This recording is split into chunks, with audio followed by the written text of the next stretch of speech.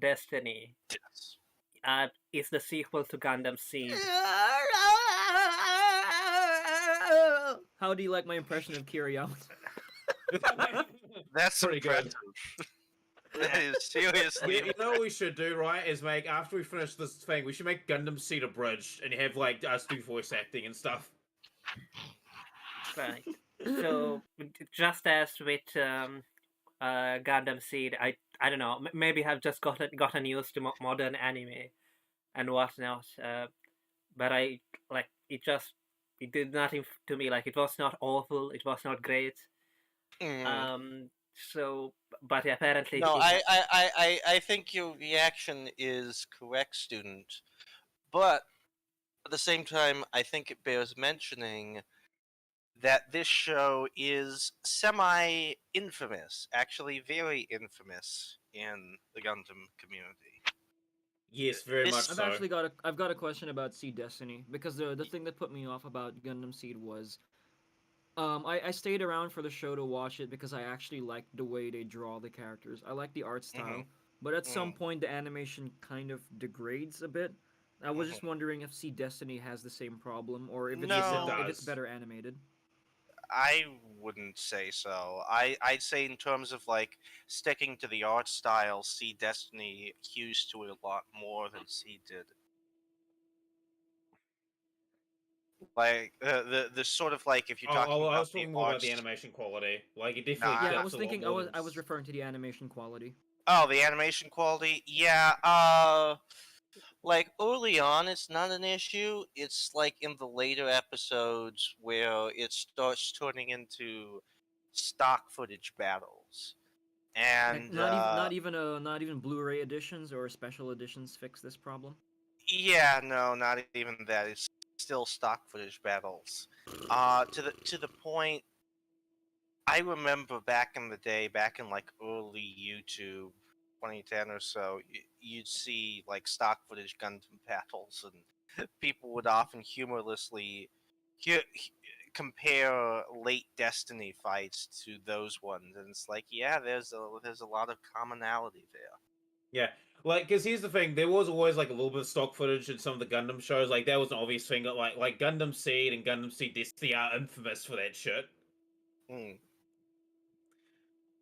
Oh, But good anyway, reason, because yeah, My favorite stock footage is when the Archangel gets hit and Muro Ramius does like a little jiggle thingy. That's like the best stock footage. it's not, unfortunately it's not there, or fortunately it's not there in Destiny. Boo. Yeah. Bees.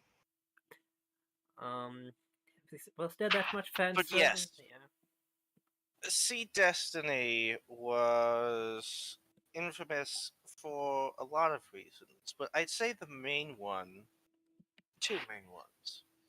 One, a lot of plot holes, real or conceived, and people forgetting that those same plot holes had been present in the original Gundam Seed. Second, its response, a lot of character choices, which I thought, and decisions of where characters would go and what happened to them from the original show, characters from the original show going in directions that I found quite interesting and neat, but the average watcher thought, "Ah, this is terrible! You're raping this character! How could you do this to them? This is terrible!" And it was so controversial. It is said that this is the show that spawned M. That there were too many flameouts. If we're talking 4chan and the main anime board, there were too many flameouts, too much arguing. They had to create a new board entirely devoted to mecha just to push the people who wouldn't stop talking about Destiny over there. And to this day, you will see nearly at all like Gundam times, Seed 20 Destiny years Fred. later, a yes, Like, that gets bumped up continuously. Like this show is infamous, and like, here's the thing: I actually like Gundam Seed and Gundam Seed Destiny because I bought it on like DVD, right? At like at some anime convention in my home country, but like the show has a reputation, and I think some of it is deserved. I think some of the hate is deserved. However, it's not for the reasons that most people think. Because I definitely think the show, when you pay more attention to it, it definitely has some interesting things. Some of the stuff it does with Afrin is quite interesting, which we'll go into later. Or yeah. So Heracles, Yeah. continue. So Gundam Seed Destiny opens 2 years later, after the original Gundam Seed, after the world nearly blew itself up, and the main Archangel crew of Kira and his buddies, his Mannerbund, uh, put the world back in shape and got everything back to normal. And so you open on the space colonies, and you have Kagali, who is the new leader of Orb there, and she's talking a bunch of treaty regulations. We want fewer weapons, yada yada yada, and she's chastising uh, the new Gilbert Durandal. Gilbert Durandal, the new plant supreme chairman. He's chastising him about why are you building up all these new weapon systems? We want to put war in the past, so why are you building this up? And he gives her this line, no, princess, power is necessary because there will always be conflict. And Well, he's not wrong. as if totally on cue, uh, the Dastardly Earth Alliance people decide to steal 3 giant robots out from under them. And it's like, They were literally like let in through the door, like literally, like it's like, oh, okay, they got some infiltrators. Interesting. and using like ridiculous understanding of like dual wielding akimbo submachine guns, and they take him over. Pistols and knives. Yeah, they take him over. They flee, and we're immediately introduced to. We're only introduced to the main character in a flashback in the first episode, where we see his family all died in the attack on Orb in the last show. And then later we see him showing up at the very end to confront these enemies. Now, this is another controversial part about Gundam Seed Destiny. Gundam Seed Destiny has an ensemble cast. All throughout the first episode, for example, it's entirely focused on Kagali with Afrin as bodyguard. And it's only later that we bump in to Shin at the very, very end, who he's the one piloting the main Gundam. He's the one a lot of people see and imagine as being the main character.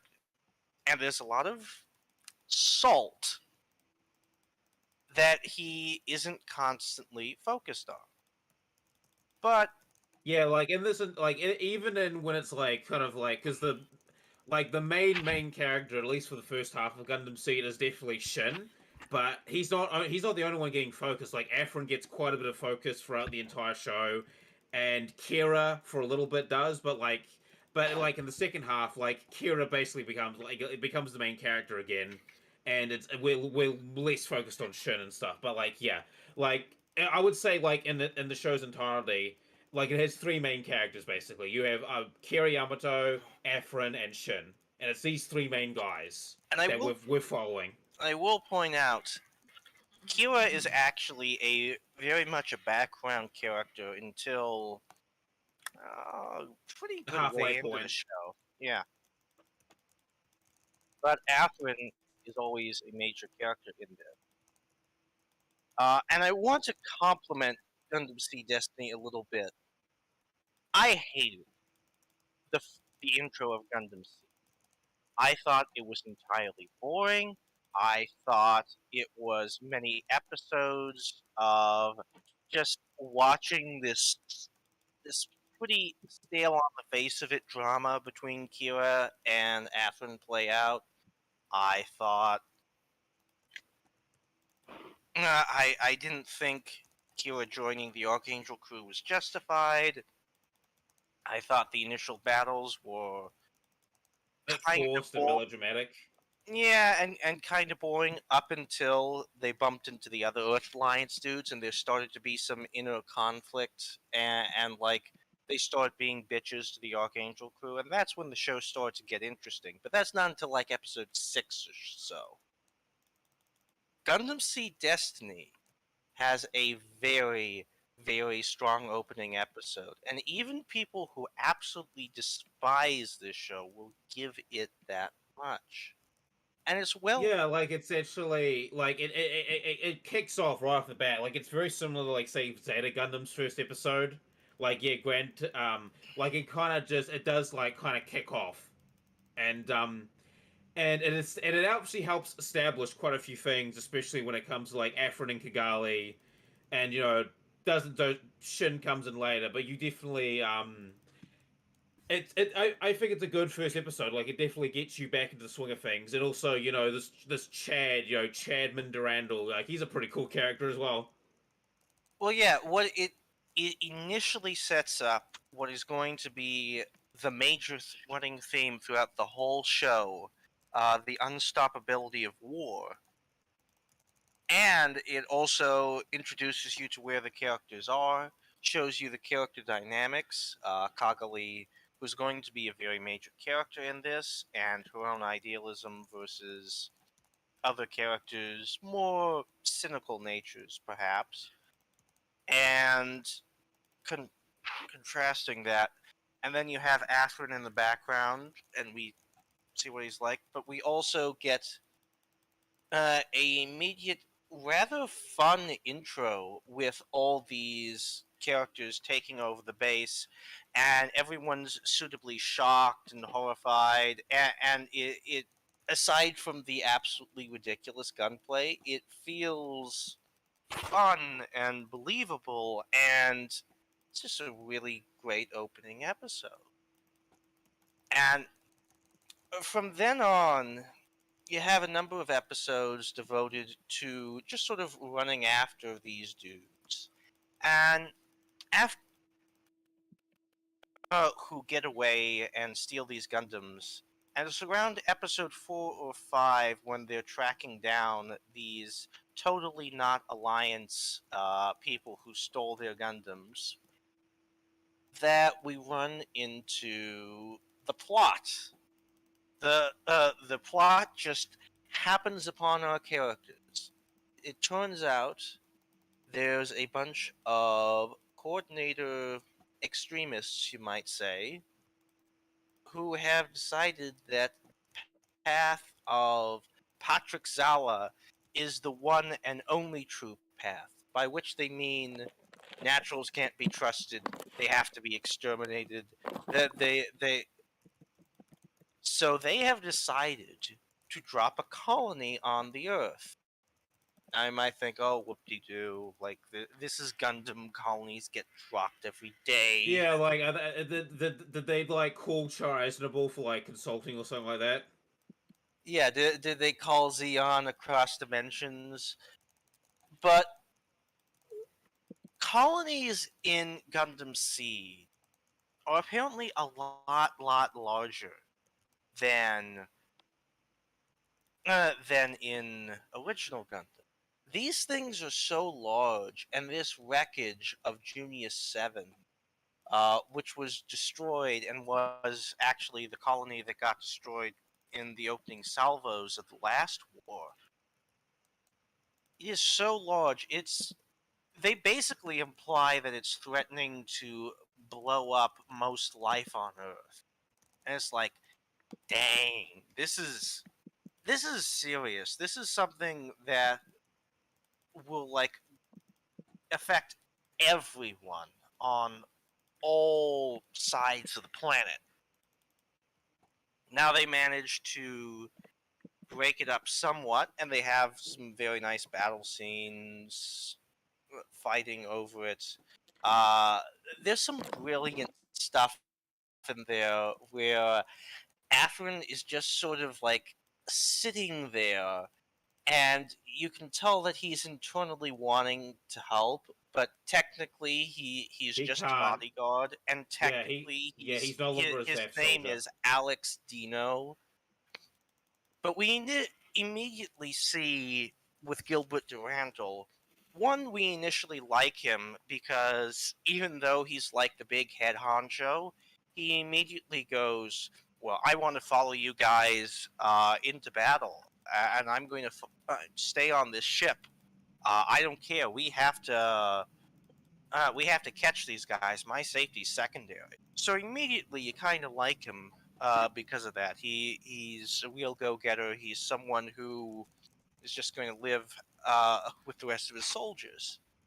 Yeah, very amicable, very polite. Like you're like, man, this like he's not like I'm gonna sit in my office. No, I'm gonna go in the ship and chase these guys. Like I'm gonna put myself in personal risk to get this job done. Like, and that's pretty amicable for a leader. Like he could just stay home, right, and not go on the ship, but he's like, no, I'm going on the ship, and I'm gonna because he is putting himself in danger. Like, Yes. And then we see as he's talking to Alex Dino, aka Athwin, he just keeps prodding at him. And he talks about, oh, hi, uh, what is a name? Is it a signifier of who you are? If so, does someone who carries under a false name, is there something false about him? Alex Kuhn. No, I mean Athwin Zala. He just drops that in the middle of conversation while him and Kagali are there. And then, like, as the perfect manipulative dude, he says, "Oh, I don't blame you. I understand what you're doing." He drops it all, and then in the middle, after Atherin's put like Kagali to sleep and not just sort of like helped her to sleep because they're dating at this point. He just Atherin comes back to the bridge, and Durandal goes back to calling him Alex, and Atherin goes like, "Stop calling me that. My name is Atherin Sala. I have to." And he just makes this sort of smirk, like, "Yes." He and it immediately sets up this Durandal guy, as amicable as he might be and as admirable as he might be. This guy is a master manipulator. Like, He wants. dude, like the guy has got like manipulation and charisma EX. Like, Jesus fucking Christ, like he just like, I mean, not to get further on, but like as the show goes on, like when he starts dropping like his mixtape, right, you're just going like in the background, my head's going like, because I was rewatching the show, right, I'm thinking in the back of my head like based, like. Yeah, wanted Atherin to like join to get involved in this battle of his own free will, but he had to ensure that it was of Atherin's own free will. And Atherin is totally into it because he's the type of guy who he can't stand to sit on the sidelines. He can't stand to not be helping out when there's something that he Yeah, could well, be I doing. think me and you like talked about this in PMs. Like Efren, like Efren is like Alex Dino. You can kind of see he's a bit depressed and maybe a bit listless. But like when he gets back Oh, into like the he is totally depressed. He is totally not really doing anything. Other than his relationship with Kagali, I don't think he enjoys his life in an orb. I yeah, think and the he. second like he's basically getting back into the mech, he is like he's almost like he was originally in Seed, right? Like he's just like into it. Like that ancient quote, like out of 100 men, 10 of them are gonna be like the actual warriors, and one's gonna be the guy that leads them home. Like yeah, Efren is one of those guys, one of those 10 guys. Like he just likes combat and war, and he likes being a soldier. Like Yeah. that's his bread and butter. Like this is his jam. And like you can tell immediately that the second he goes back in the combat again, it's like he's having the most fun in his life that he's had. Like this is his highlight in the last 2 years, and we'll continue going into that later when he goes back to Orb. But like you can immediately tell that like yo, he's got his groove back. Like just getting in that cockpit and in, like he's got his groove back. He's like, still got it.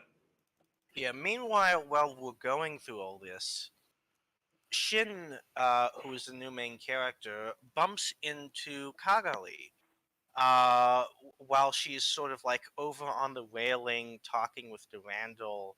And she's talking a lot about the idealism of peace and absolute neutrality and all those wonderful things. And Shin just sort of explodes at her while he's like several stories below her that, oh, more of that idealistic crap from the authors. And she's just sort of like shocked and doesn't know what to think. And there's a later scene between the two, and this ends up being important for Kagali's own journey and her own decisions not much further on. Shin is a refugee from Orb. His parents all died. Um, and he basically blames Orb because he thinks their refusal to.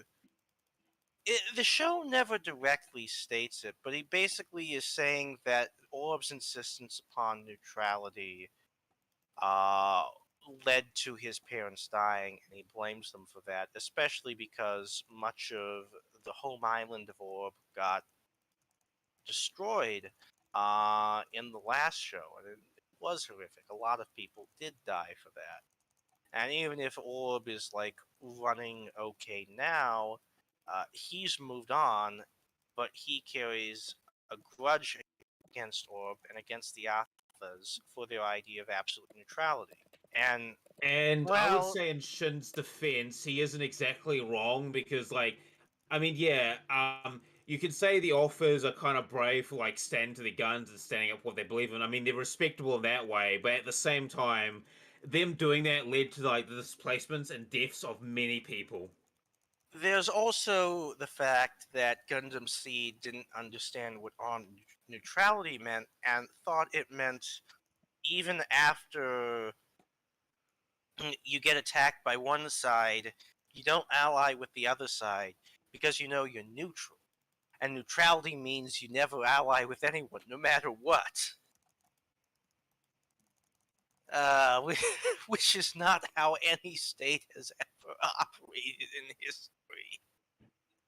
But say la vie, that is how Orb operated in Gundam Seed. And if Shin is angry at only that, I totally 100% sympathize with it.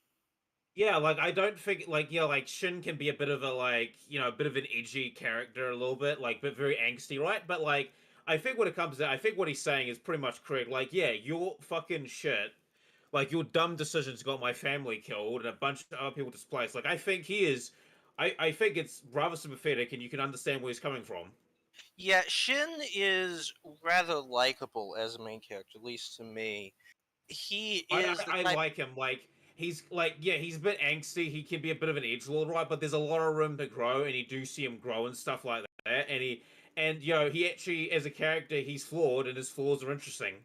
You know. He's the type of character who he's angry. He has a lot of grudges over his family dying and everything like that, and he really, really wants to obtain power, which is like a motivation that Athrun later spells out to him in a later episode.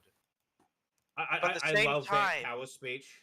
We'll but at the get to it same when we get to it. time, while he's arrogant, he's not the type of while he's arrogant and he'll act a little bit like a know-it-all, he's also the type of character who, once the success actually happens, he'll be the first one to humbly say, "Oh no, it's the other person's contribution just as much as mine. I was just doing my Yeah, and duty. also like underneath it all, you do see there's a bit of a sensitive side with him as well, with the shit with Stella and some of the like the other members of his crew. Like you definitely see a bit more of like a softer side of him as well. So he's a very like he's got quite a few layers to him at least. Like Hmm. I would say he's not as like with Kira, like I'm sorry, like Kira at the beginning of Seed, like he One was note. I would say I would say Shin's a lot more complicated than say Kira was, at least at the beginning. Yes. Yes, I would certainly say that. Yeah. So, anyways, they end up able to blow up most of this meteor, this space colony that was about to fall to Earth. A lot of damage is still done, but they managed to limit most of it. The Zaft forces. And so, in many ways, it's kind of a miracle. People batten down the hatches. There's like world tsunamis across the world, and a lot of people die. Um, and in the fallout of all this, Durandal is trying to be the good statesman, send refugee help, send supplies, everything to Earth, help them through this. And then all of a sudden, someone is able to find and publish the fact that the coordinators are that it was some coordinator dudes who dropped this giant meteor, this giant colony on Earth, and all of a sudden everyone's out for blood, and you actually get to see like there's basically this Illuminati organization calling itself Logos in the background, and you get to see their leader, Lord Jabril, who a man so evil he sits in a revolving chair with a And he black pets a cat. cat stroking it Good throughout much evening, of the Mr. Good evening, show. Does Mr. does he Yamato. smoke dollar bills like Cuban cigars? Yes. And Good he's got evening, Mr. Yamato. I hear that you're the ultimate coordinator. Well, you cannot stop my evil plans. and he's got like purple lipstick. Oh yeah, but don't forget like the multiple cameras and like the Monopoly Man as part of his crew. Like he literally had a guy dressed as a Monopoly Man, and he talks about we're going to have to prune the garden of weeds. You know, these human. These useless eaters. I mean, human. These weeds. We need to prune the garden. People will appreciate us. Our gardening. We got to prune this garden. So No, like, but, yeah, I like but most very of all, he hates coordinators. for And some reason. no, he explains it. He just in like an offhand comment that coordinators are basically the Magneto vision of coordinators are a separate species. They can never be trusted. They will always see us as something different, and they will always be superior to us. Therefore, we have to destroy them before they can destroy us. Very similar to the sentiments Hava that Nagila Hava ended up Nagila. nearly destroying the world in the last show. Yeah, so how I wonder what our lovely humble gardener is going to be doing this time.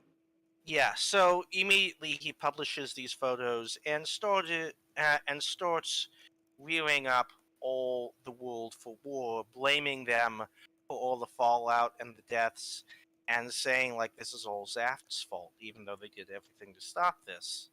And sure enough, the Zaft people find, even though they did everything in their power to stop this, the emotional appeal is very, very, very strong. They're not really able to convince these people that, hey, we did nothing wrong, we had nothing to do with this. And Yeah, it was a bunch of the terrorists. We killed them, and we broke it up. Like, and the we did the best we could. and the governments of the world start making these demands, basically like Austria making demands of Serbia, like hand over to us all the terrorists that you've already killed, and if you don't, we will immediately declare war. and it's the show really plays it up for tragedy. One of the wonderful things about this show is by recontextualizing the original seed and seeing the ways in which humanity is falling into the same traps again and again.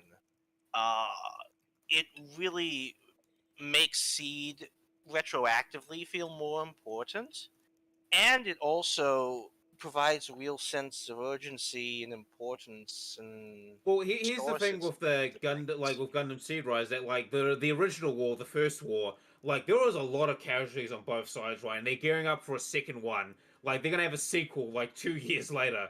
Two It's years, like 2 years later, a lot of people died, and immediately off the bat with this, all coordinators must pay bullshit.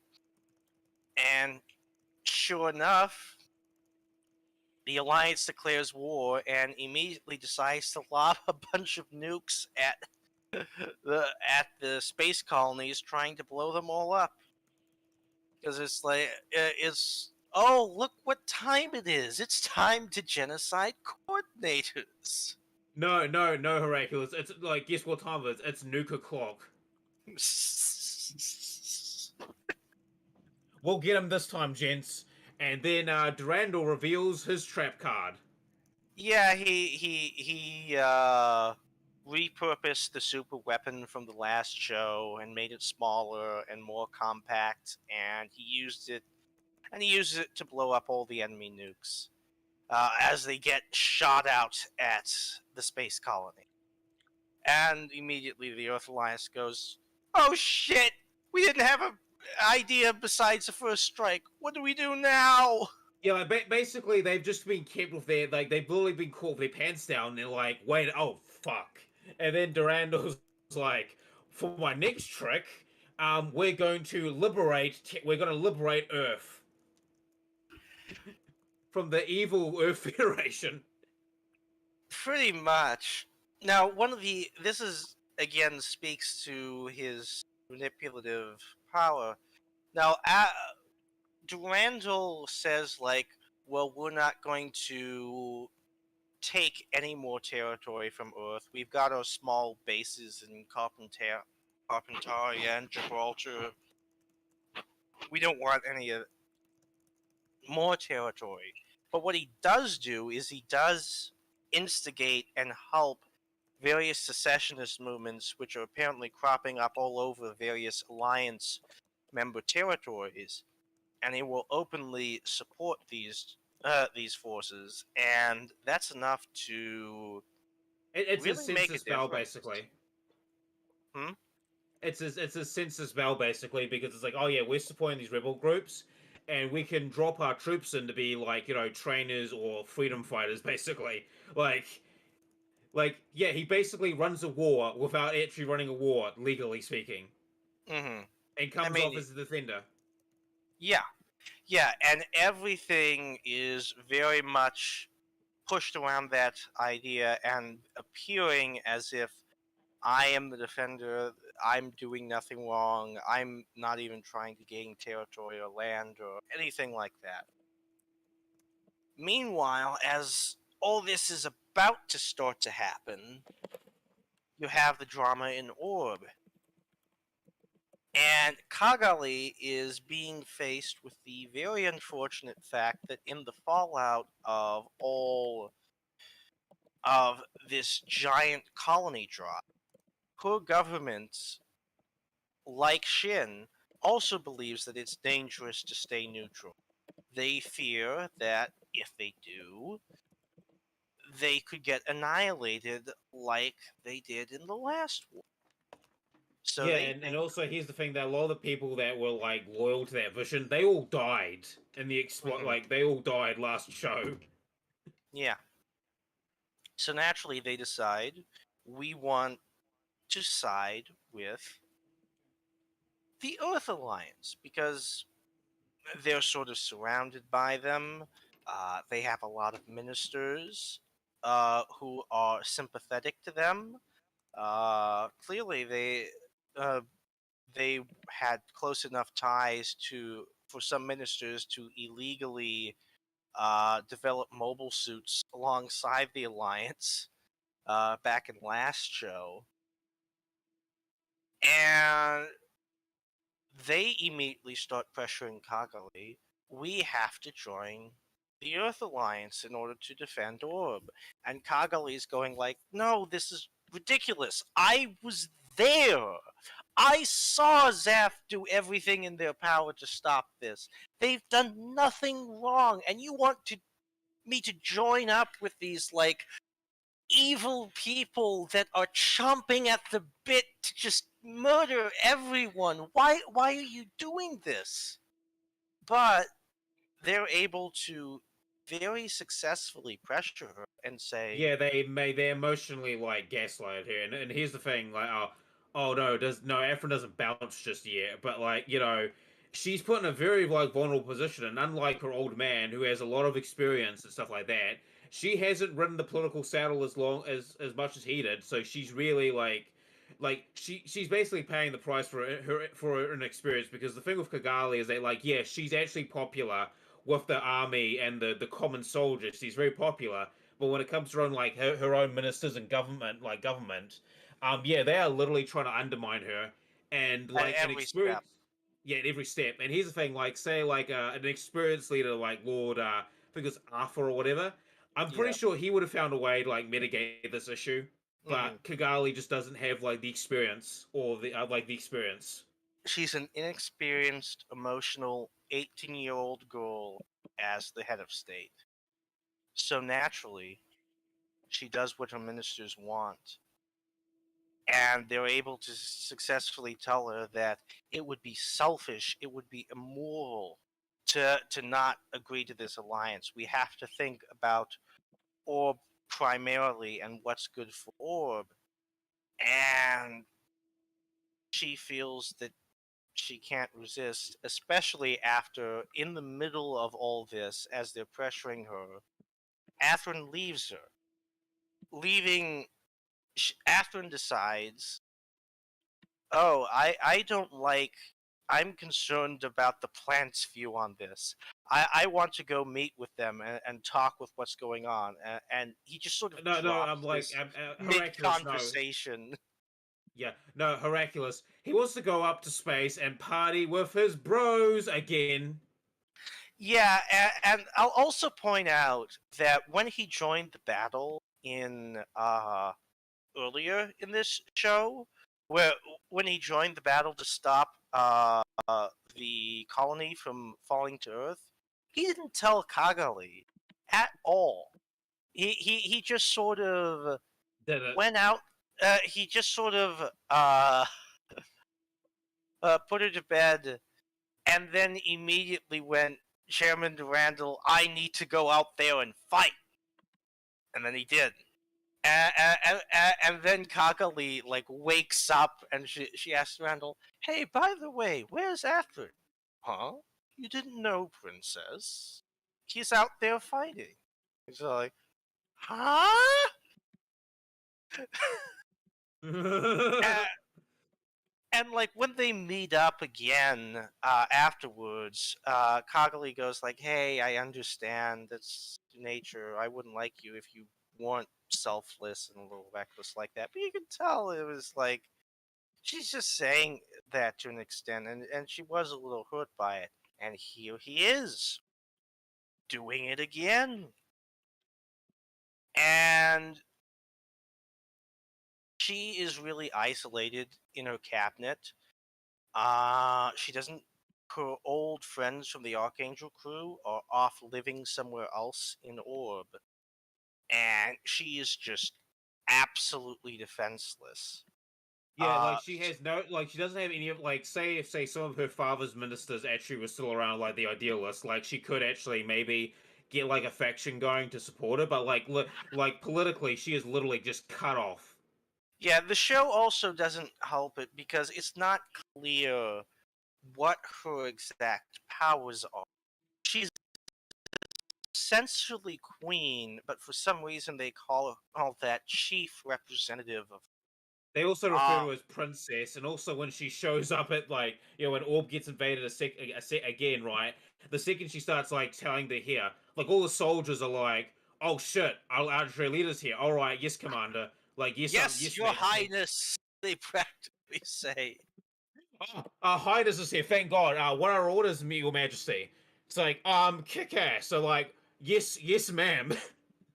Like she's like Queen Elizabeth the First, like showing up, leading the troops to battle. Elizabeth II, yeah. No, Elizabeth the First, like, 'cause she also went into battle too. Oh, okay. But yeah, Yeah, how do you think they sunk the Spanish fleet? it's odd. It's very odd because she just doesn't go in. I mean, You're here's the not thing: with sure. how considering how popular she is with the army, right? Like, the army Hmm. literally let Kira like kidnap her at her own wedding. Like, she could have just easily ordered, "It's like, okay, army, military purge, let's go." Well, that's very undemocratic of you, Ayaka. How could you suggest such? I mean, here's But the thing: but if you're a leader and your authority is literally being undermined by a bunch of people who are colluding with the enemy, mhm. yeah, you're popular with the military. Oh well, all these people are going to mysteriously get arrested. What do you So mean? yeah, Fucking small? so yeah, she's totally isolated. She even manages to get forced into some ridiculous engagement with Like one the of the leading high-ranking young families in minister. Orb. Yeah. After Athrun awkwardly forced a engagement ring on her as he was saying goodbye. Yeah, I'm going off the space, my bros. Here's an engagement ring, and she's like, "Baka." He just sort of like puts it on her, and, I and like she how he's doesn't blushing know and like. what's No, happened no, for a no. That second, and scene then is like, he's doing it like he's blushing, but he's trying to do it all smooth and coy-like. But she's like, "What the fuck?" and he's just sort of awkwardly looking away, and then she like laughs at him a little, and like people don't give this show some amount of credit in terms of like characterization and whatnot. Like Like that that, scene, like that's great characterization of Afrin. Like on the battlefield, he's just a Chad. Like he's just a war monster, like that. But like in his personal life, it's like if it doesn't involve war or battle, he's like fucking like awkward and shit. It's hmm, quite adorable. And then remember that chat he was having with, I think it's who's the fuck, I forgot her name, but she's like the girl on like the Minerva, right? That Afrin's like talking with, and she says like, "Oh, I see Aluna. you're good with your hands."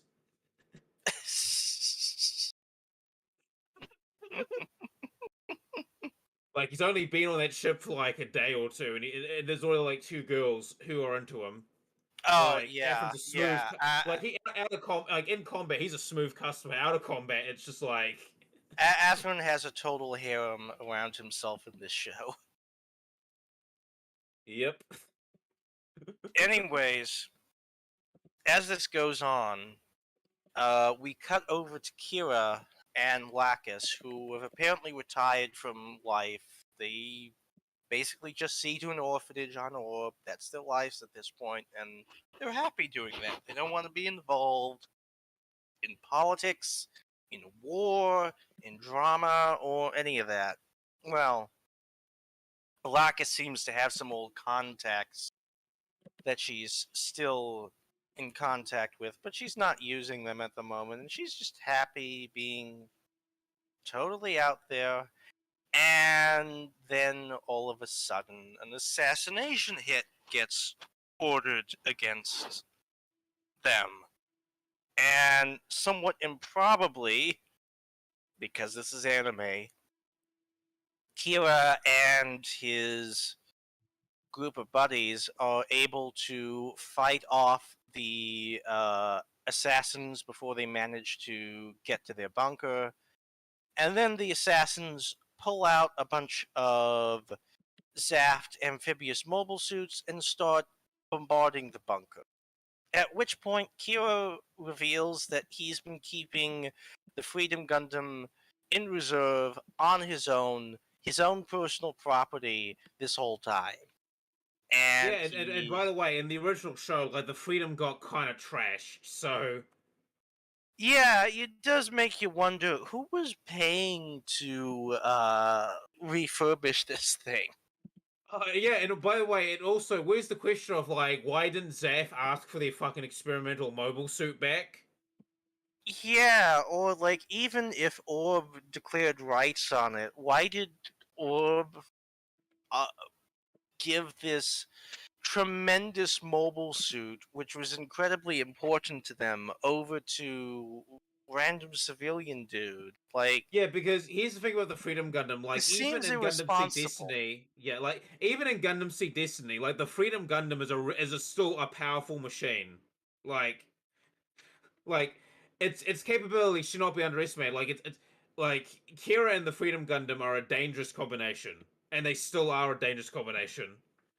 Even with 2 years of like mobile suit technology advancement. So Yeah.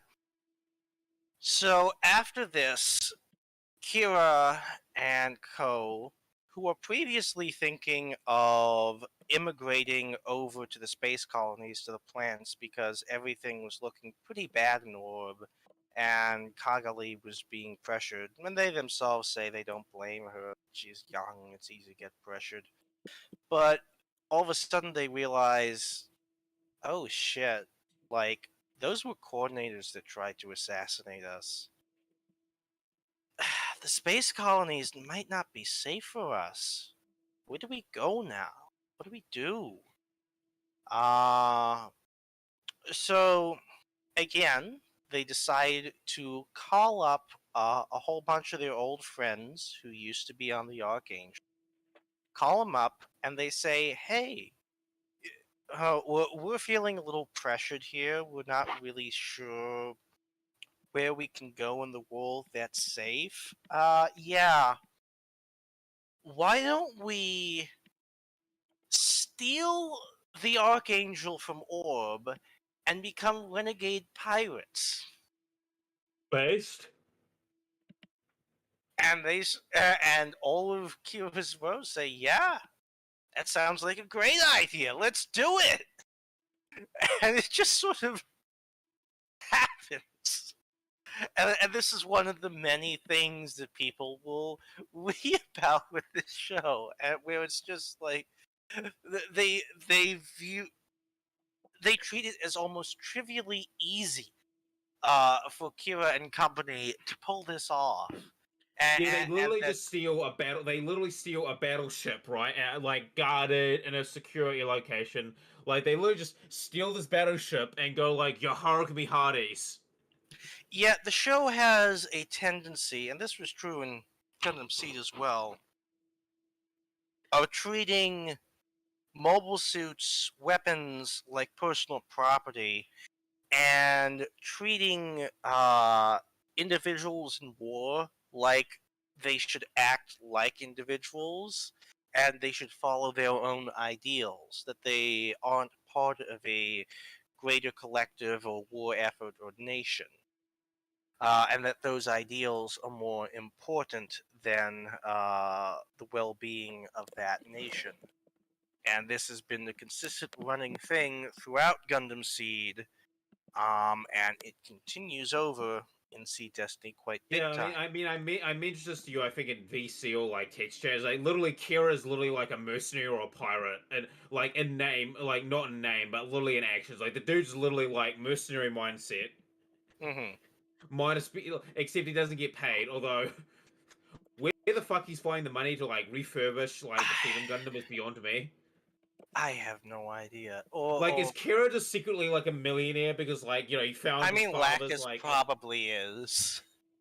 like no, did like Kira like find like his father's like research grant money from like the ultimate corner experiment? He's just like, yeah, I'm just gonna nick this. Well, Um, Like, let's. thanks, Dad. so I think it's also worth mentioning that the only thing that they have to suspect Durandal for is basically this assassination attempt, which was done by coordinators. But yeah, Yeah. Well, the other immediate suspicion that they have is one, these were done by special forces. These had to be direct, pretty high government people. So it's like either A, Durandal's behind it all, or B, Durandal needs to do some pretty thorough house cleaning. And then on top of that, a fake Lacus Klein shows up, and Durandal like shows her off to Atherin while he's in Zaft, and it basically goes. And Durandal acts like somewhat embarrassed that he even has to use this, but he says like her power of charisma is far greater than mine, and I need her in order to uh, guide the people through this time and not have them go like into crazy warmonger mode during this war. And so he like tries to play it off, but from the perspective of Kira and co, it's like someone just tried to assassinate the real Lacus, and now there's a fake Lacus who's sluttier that's running about on Zaft. What the hell is Curious. this all about? It's like, curious. So they decide we are really not safe. We can't trust anyone but ourselves. And then in the middle of all this, Kagali sends a letter off to Kira basically saying, I'm sorry about everything, Kira, about everything that's going on in this country. By the way, I'm getting married to this man against my will. It's for the good of Orb and for the good of peace. It has to be done. I'm sorry, Kira. And you can practically see the tears smeared across the letter heading. And And Kira, like, Kira, being the big bro he is, decides like, yeah, fuck no. yeah, Kira decides that it's time to invoke his authority as older brother to Kagali, and he shows up at the wedding and says, "I object," by flying in a giant Gundam. And he shows up, flies up in the Gundam, scoops Kagali up in her wedding dress, and leaves. And refuses to elaborate. Refuses to elaborate. And they're gone. And he fights off the few pursuing Orb forces, and it's like, I'm gone. Bye. And like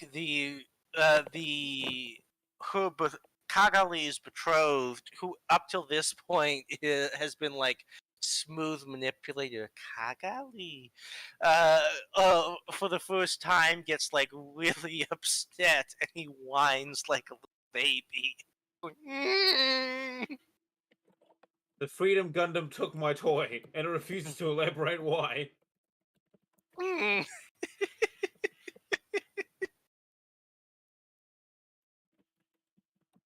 So you get out of that, and Kira and Co just sort of go into exile and the background for a little while. And for the rest of the episodes, for a while, we start focusing on the Minerva crew. After joining them up, we get to see You know what? Shin.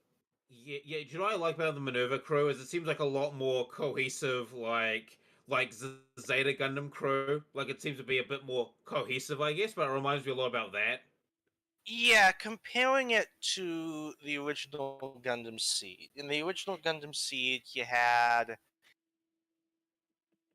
the captain, you had the second lieutenant who was just sort of a hard ass. You had Mulaflaga, who was the sort of Roy Fokker clone, the amiable pilot who looked out for the younger kid. And then you had Kira's friends. And Kira's friends was like a designation for all these characters who themselves didn't have much of a personality. They were just Kira's friend. Yeah, they exist. They're just a concept.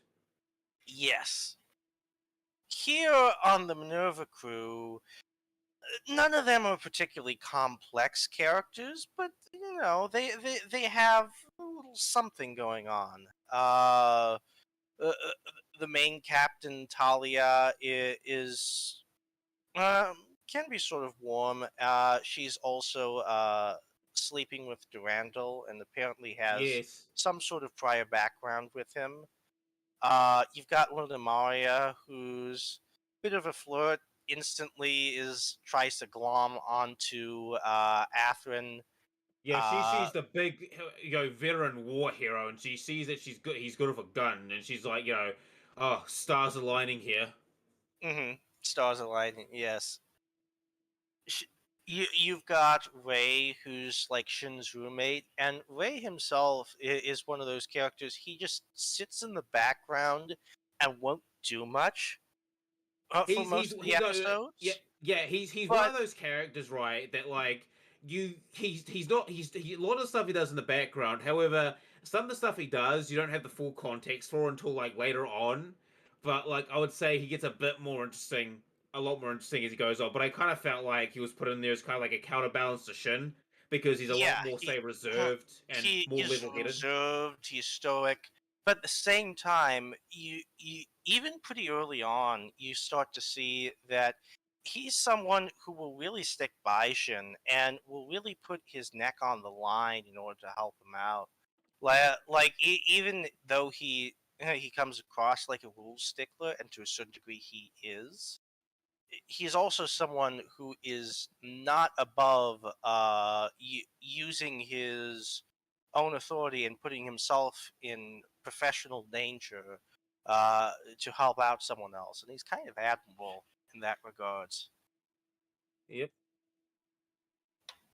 Mm. we we get a few fights. The first one being the Minerva having to escape from Orb, as they basically push the Minerva out right before Into they're an about to ambush. sign the alliance treaty. Yes, straight into an ambush, which was pre-planned, and Shin is able to fight them off. Another bit I really like a lot of the action scenes in Sea Destiny, Yeah, especially I early like, yeah, on. especially with Shin when he goes like, he activates like seed mode, like it's very like visceral, like he's literally like just, he's carving up like ships and like mechs and stuff like that. Like it's something out of like fucking Paris or something like that. Like he's becoming like a war demon or something like that. He's just like, Mm. just absolutely like annihilating this fleet, almost single handedly, right? And Yes, like the the people in the Nova are like, what the fuck? yeah, but the other thing I like is the show consistently will stack the odds against the Minerva crew. They'll say, "Okay, this is our mission.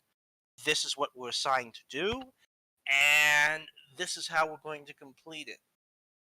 And it provides a lot of helpful context. It provides a lot of like backed against the wall, shit hits the fan style feel, and it's a lot superior to the bit that Gundam can often fall into, where it's just, oh, we're just sort of going along. Oh, we Yeah, ran into enemy exhausting patrol. battle Shoot, after shoot, shoot. exhausting battle. Like no, like Durandal's like, listen, you guys are my strongest soldiers. I need you here. I like they cut the Minerva car feels like a bit like a bit of a black ops unit almost. Like they they do kind of feel like a bit like a black ops unit. Like they're given the most dangerous assignments because only like listen, the chairman Durandal trusts them, and Shin's his top guy. Shin's like, oh, no, Afrin's like, oh. And Chairman Durandal needs me? Oh, I'm your top guy. I'm your strongest soldier, Chairman Durandal. yeah, and it reminds me a little bit of Evangelion because, like that show, of course, every battle was like you have the briefing scene beforehand, you have the setup, what they're planning on doing, and then you get to see how the plan goes awry a little bit, but how they manage to recover and deal with it. And that's the same feel that Sea Destiny will go through in a number of episodes. Like another one ends up being where they have to attack this big giant cannon that's guarding this canyon. And like there's no way around it. The only way through is this tiny cave that like only Shin's mobile suit can fly through, and he has to like fly Ace Combat style through this ridiculous cave and hope not to crash into the Yeah, walls I and love the get scene out the where other Shin's like, side. yeah, I like the scene where Shin's like, oh, why are you making me do it? And Efren's like, because I know you can do it, Shin. So fucking do it, Shin. I believe in Mhm. you. You're my strongest soldier. Yeah, there's a great camaraderie there where like during the briefing scene in that before that battle, Athrun is just acting like a know-it-all, uh, and really kind of insubordinate. And then Athrun goes like, "Well, shall we have you just blow them up all? Shall we just have send you out to sortie and leave the rest to you, Shin?" And he Yeah, goes yeah, like, you know, you "Huh? can do. No, wait." Yeah, listen, you can do all the work, right? Listen, okay, Team A, Shin, you do this and this and this. Team B, we'll be drinking hot cocoa safe in the bridge, away from the big scary gun. Good plan. All right, see you later, Shin. Yeah, and Shin goes, "Huh? What?" But no, they he walks him through the actual plan, and then Shin's like complaining the whole time because he wasn't totally paying attention to the briefing. Is like, "Oh my god, I didn't realize I have to fly through this narrow cave. This is ridiculous. This is stupid." And he's like swearing at after, and you just didn't want to take this danger yourself. Ah! I love the little thing, right? Like I love the little dynamic there where like, Shin's being a bit insubordinate, Efren puts him in his place. Shin tries to like buck break him, Efren counters, like this little like tit for tat. It's great. Yeah, yeah. Early on, Shin's like the only person among the Minerva crew who's not like instantly, "Oh my god, it's the great Athrun Zala. He fought in the last war. He was an absolute war hero." And Shin's the one who's like, he's all right. Oh, you But I'm better. why are you here all of a sudden? Don't you have other obligations? Like, not important to you, Shin. Like, it's true, but Yeah, he shouldn't you does be have a looking after point. your fucking yeah, shouldn't you be looking after your like, your fiance or something like that instead of like hanging out with your bros in space because you want to go back to the grind set? Yeah. So you have a number of those battles at this point, all pretty well done, and eventually it comes to a head where around somewhere in the Mediterranean, Orb shows up, and the Orb fleet is part of a giant Earth Alliance fleet that's going to be mobilized against the I Earth. guess That's going to be yeah, mobilized against Saft I figure this is because they're Gibraltar part or of. Carpenter base that's under threat. No, I believe this was some. This was at some point while they were going around in the Mediterranean. I'm pretty sure about that. And they, excuse me, they end up having this grand battle, and into the middle of all this, the Archangel surfaces from the water, and Kagali shows up in her royal mobile suit, the Strike Rouge, and she declares to everyone, Which my question is, where the fuck did they get that from? yeah, that's true. Sitting on the Archangel from 2 years ago? I don't know. I'm just kind of See, curious. They also this is why people don't like Gundam Seed Destiny. How did they get the mobile suit? Where? How? I don't know. It's just sort of a personal property. But She Continue. flies out and demands that all the orb forces cease what they're doing immediately.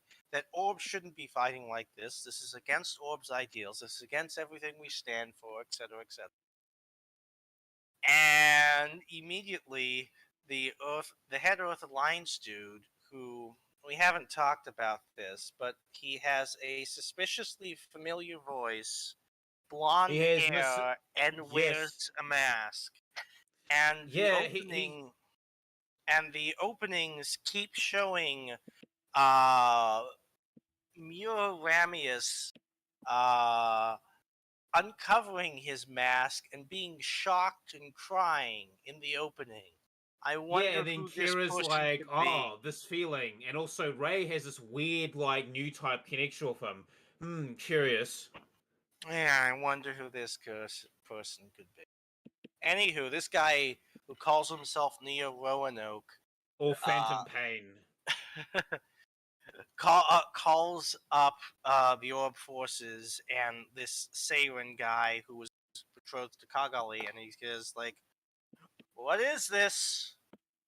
You have obligations now. Who is this? Are you going to follow up on your obligations, or are we going to have to shoot at our own ally?" And he goes like, "Oh yes, it's a fake. It's totally a fake.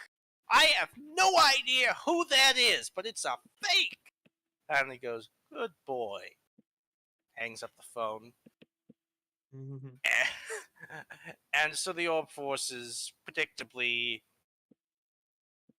continue with their orders anyway.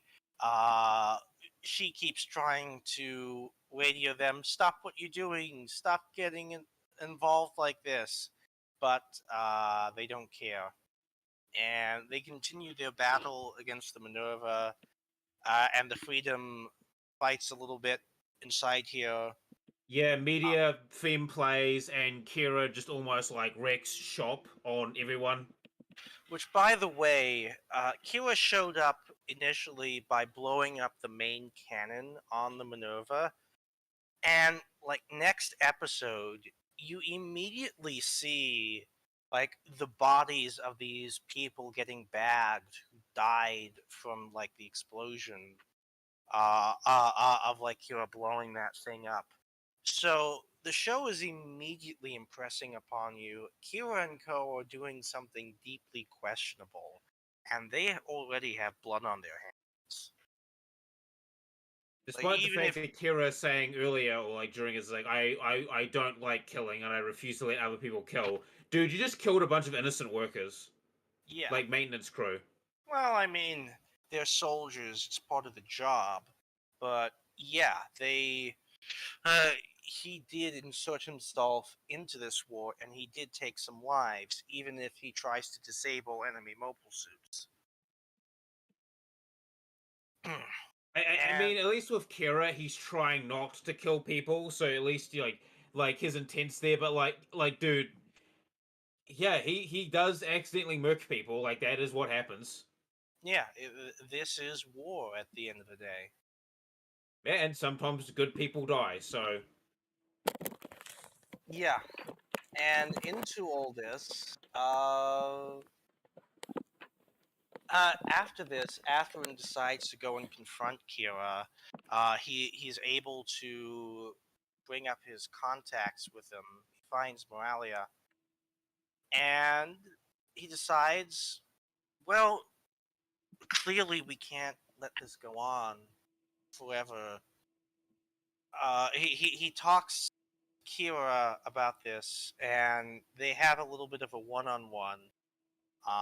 Meanwhile, Talia orders Luna to carry out a spying operation on for Efren, on Athen while he's doing all this, because somewhat understandably, even after they promoted him to a special forces guy, this faith badge that he has, even though he answers like it's directly well, only to the yeah. chairman. It There's it's well somewhat known that he's friends. with Kira, and now that Kira's entered into the war, somewhat concerned, understandably, that he might defect or anything like that. But Well, he has dual Athrun, allegiances.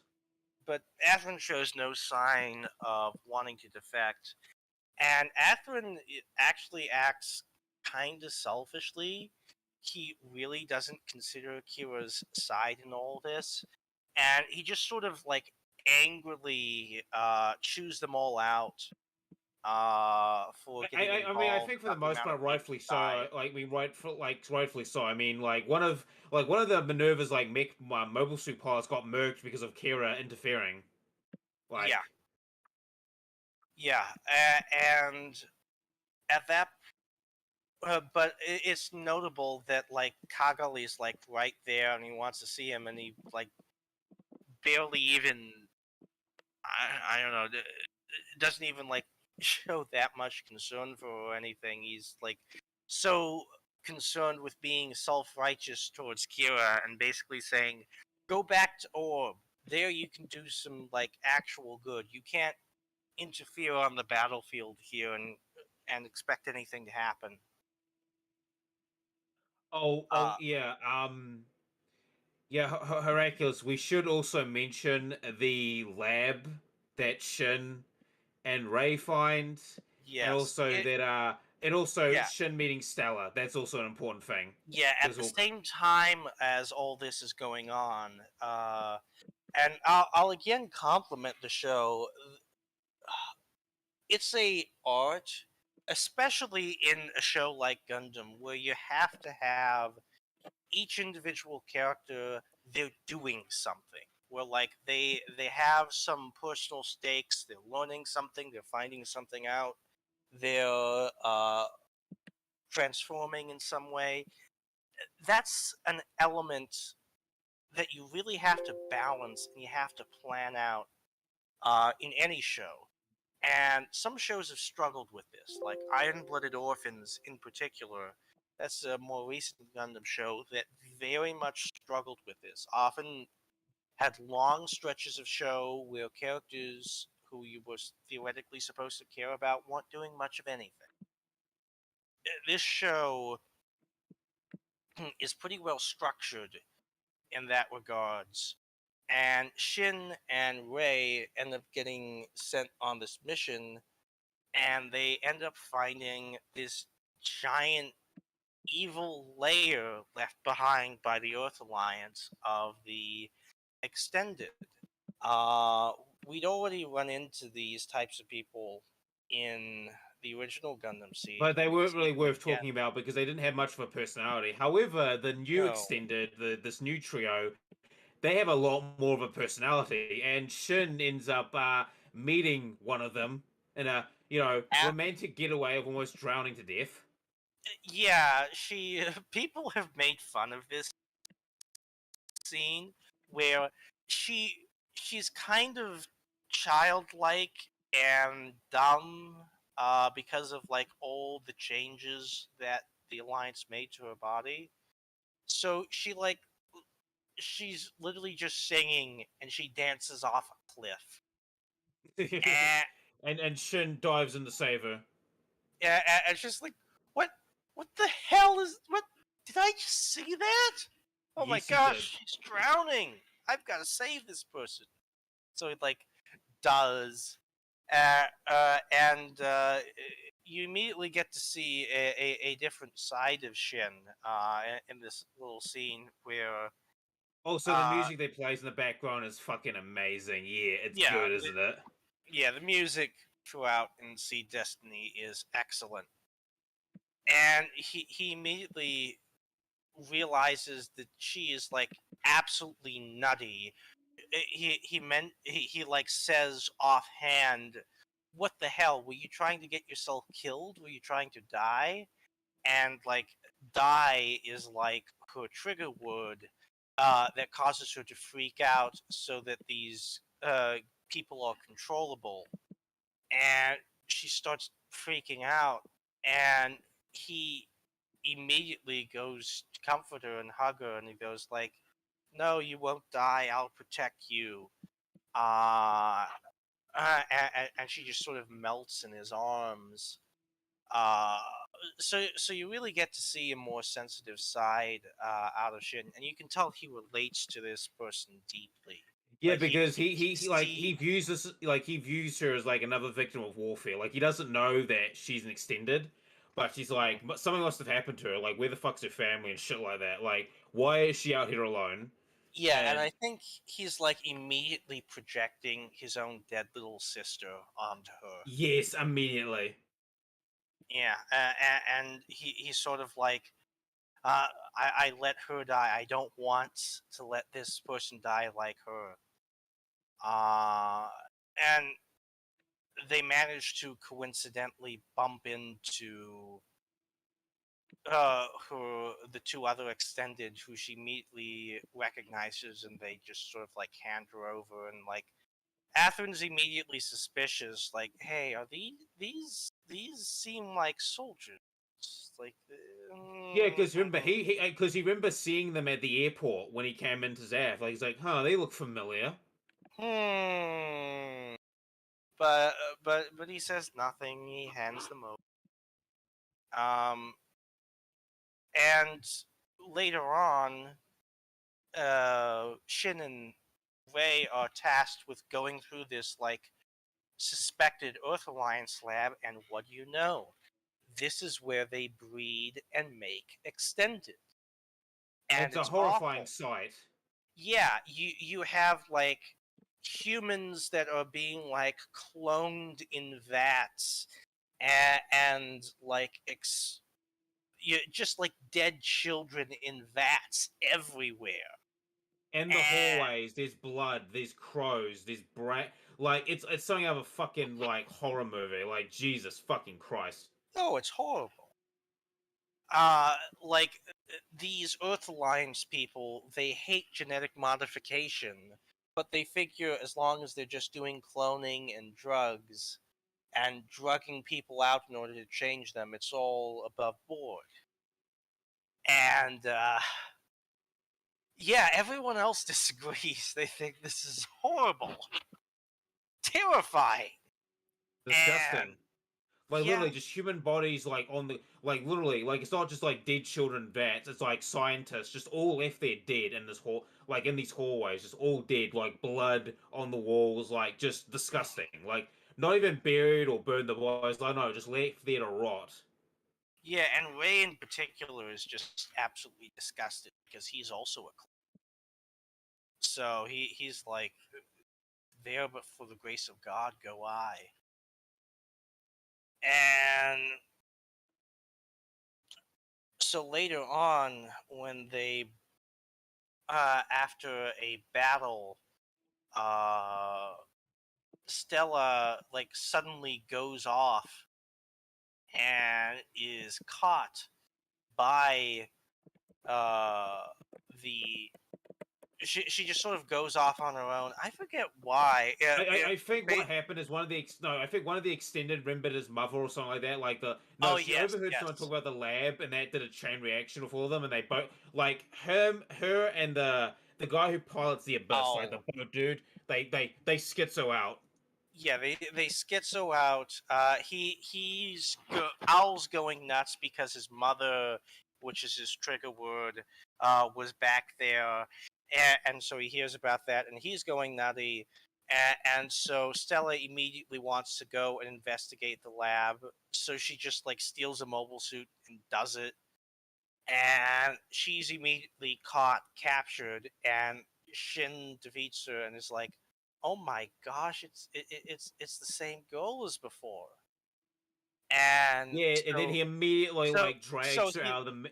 Yeah, he immediately yeah he drags her out of the mobile. Oh, you continue. yeah he drags her out of the mobile suit, and like takes off, immediately comes back to the Minerva and goes like, "I want her in the hospital bed right now." She's a POW. She needs immediate treatment, like this moment. What's actually kind of weird is like I consider that pretty above board, but they chew him out for like supposedly stepping over military regulations or whatever. And I'm just going like, I think it's the fact he did it so fucking quickly. Like he didn't like call them as like, hey, get an ambulance here. Like get like we got that's to put fair. like he literally just grabbed her, rushed her off to the ship, and he's like making a fuss. And like I would understand if like I think it would be I think that'd be more better with it if he like just called an ambulance, right? Like call the medical team. Like medic, we Mhm. need a medic down here now. They get her to the ship, right? Because like he literally just shows up, no context, just screams that she needs help, and they're like, "Who the fuck is this?" What are you doing? So yeah, into all this, you have blonde, kind of childlike girl who he demands to be treated, and they do. They do what they can for her, but they She's dying. immediately note, yeah, there's something wrong with her physiology. She's dependent on these drugs. We don't have these drugs. We don't know what's going on, and We can't make him, and there's like really not much we can do for her. And into all this, uh, Shin eventually overhears that they're planning to just sort of let her die and then cut her up and do an autopsy to see how these extended work. And Shin's just sort of like horrified. He's like, especially because this is like his sister figure. Like, the, by God, he joined the military to prevent someone close to him from dying again, and he's not going to let it happen I mean, he's again. literally by her bedside, like comforting her as she's like dying. Like, like her eyes are sinking in, like she's dying, and she's like holding her hand, and he's like there, almost 24 fucking 7. Like, it's like this is his new little sister, and he's gonna like protect her and shit like that. Yeah, and some of the other characters are a little perturbed about how he has just so quickly made this bond with this person. But I mean, it's understandable given the circumstance. And so And, what and it's kind of cute. Like, it is kind of cute and sweet. yeah, Like, yeah.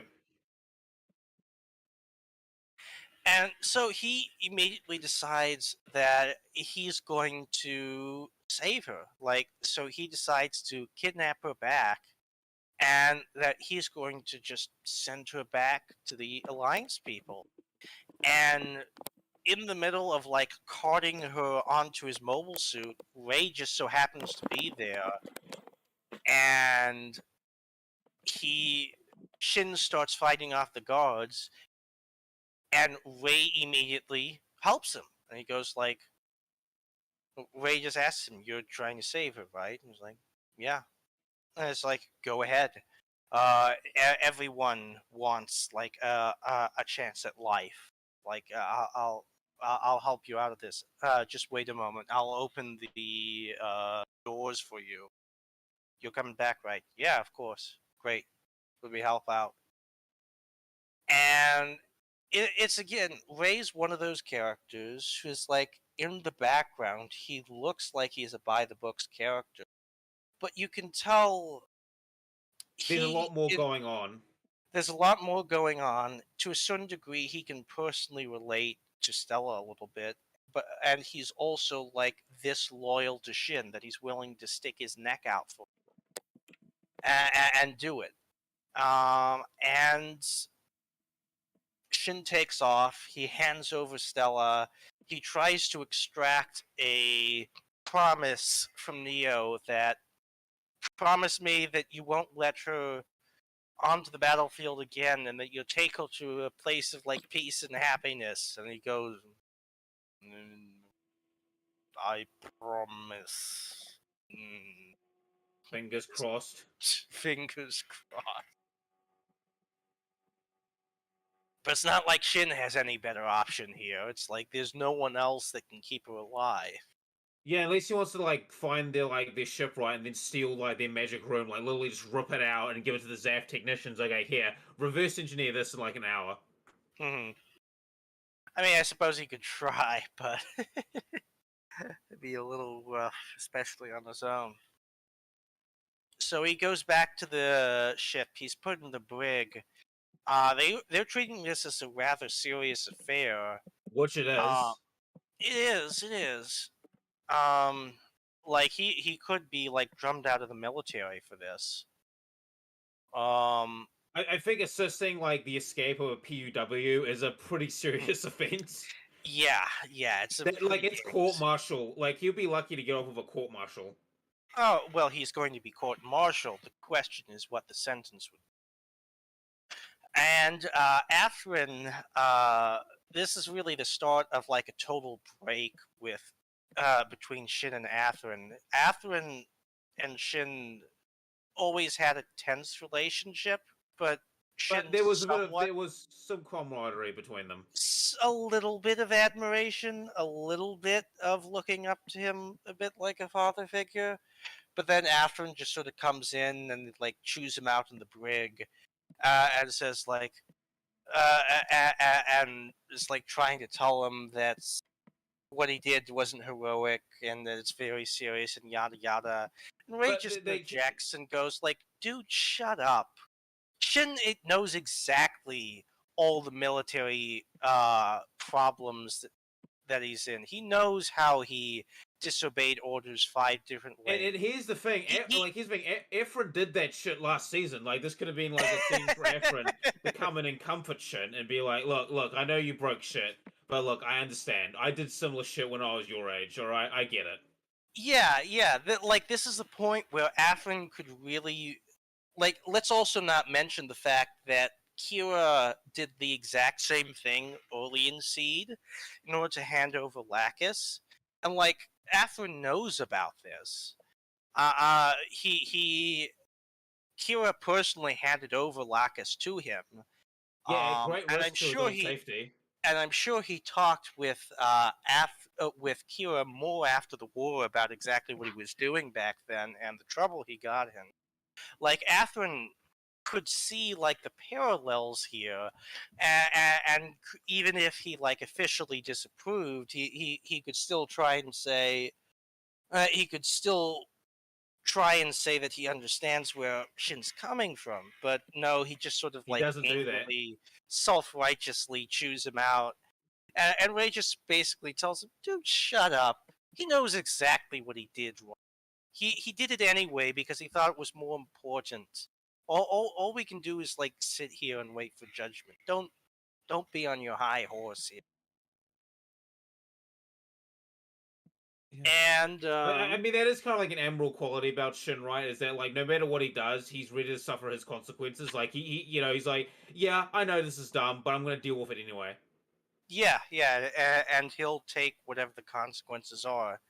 But Durandal steps in on this, and he goes like, this is my ace pilot," and he's like, "If I pass, if I give him, don't punish him at all for this, he'll be like really personally loyal to me and my plans for like, let's do that, let's do that."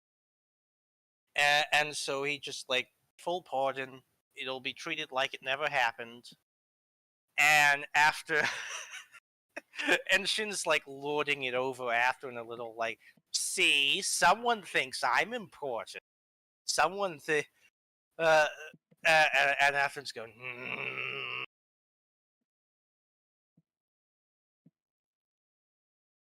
Yeah, you gotta love Durandal, right? Like he knows how to capitalize on a crisis. "Oh yeah, he understands people very very well." And also at this point, we start getting flashbacks that explain a lot of Durandal's motivations. He was someone who he knew the main villain from the last show, Raul the They were Crusade, chess buddies. very, very well. And he's having these flashbacks where he's in the fact that there's so many recap episodes, very irritating, but they managed to do something with them where they have him talking in these recap episodes over past events with Raul Le Creuset, and he's talking over them, and Rao is giving his usual bit of, "Oh, this is just the way humans are. This is the way people are. Can't be helped." Uh, Basically, that humanity is fundamentally doomed. And Durandal responds, "Well, if that's the case, then there has to be something I can do. I'll remake everything, everything to ensure that something like this, that people like you, can never happen again." And I'd go like, okay, this guy's got some like serious motivation. He's got some sort of like, you could say, evil plan, but he views it as necessary for world peace going on in the background. Yeah, and fun fact is like I can't confirm this right, but in the background of Gundam Seed, you can actually see maybe like someone who looks like Chairman Durandal in the background Hmm. as well. I wouldn't know, but it wouldn't shock me. It wouldn't shock me. Yeah, like a while back, like a while back, I swear to God, in some of the panels, right, when the council, like you see a character who looks very similar to Chairman Durandal in the background. So I mean, he's sort of generic, long black haired dude. So I can see that it would be like an extra that they promoted, something like that. yeah, Um. So into all. So on top of all of this, as Shin goes back to being his regular pilot self, and also Durandal starts talking about and blaming this secret Illuminati organization logos for everything that's going on, and war profiteering in particular. He decides to tell Shin, well, no. At this point, they start getting more involved with the Archangel crew. They involve in a second battle. Hercules, you forgot the Destroy Gundam. Yeah, I'm getting to that. So the Archangel get involved in a second battle. Actually managed to get a lot of Orb forces over to them this time, but they just sort of did like the same song and dance routine where they demand that the Orb forces not fight. For the most part, they don't agree, but the it's like a terrible knockout battle. The Minerva is barely survives this battle and just sort of carts off. I'm going to point out again, like, the Archangel never had this close a call, like, throughout all of Seed. And here it is in Destiny, just sort of like happening, where the Minerva is like nearly destroyed. Like, people will criticize Destiny, and somewhat rightfully so, that like the grunt mobile suits are murdered by the dozens and treated like they don't aren't important at all.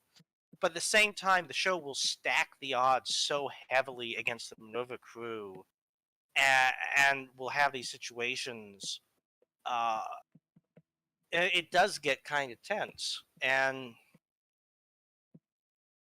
so in the so at this point they officially designate the Archangel the enemy, the Minerva crew, and the uh, the Archangel manages to retreat with a whole bunch of Orb soldiers who decide, essentially after their motherships are all destroyed, decide, well, we've got no better place to go. We might as well join up with them. And they get like an emotional scene where they apologize to Kagali, etc. Um,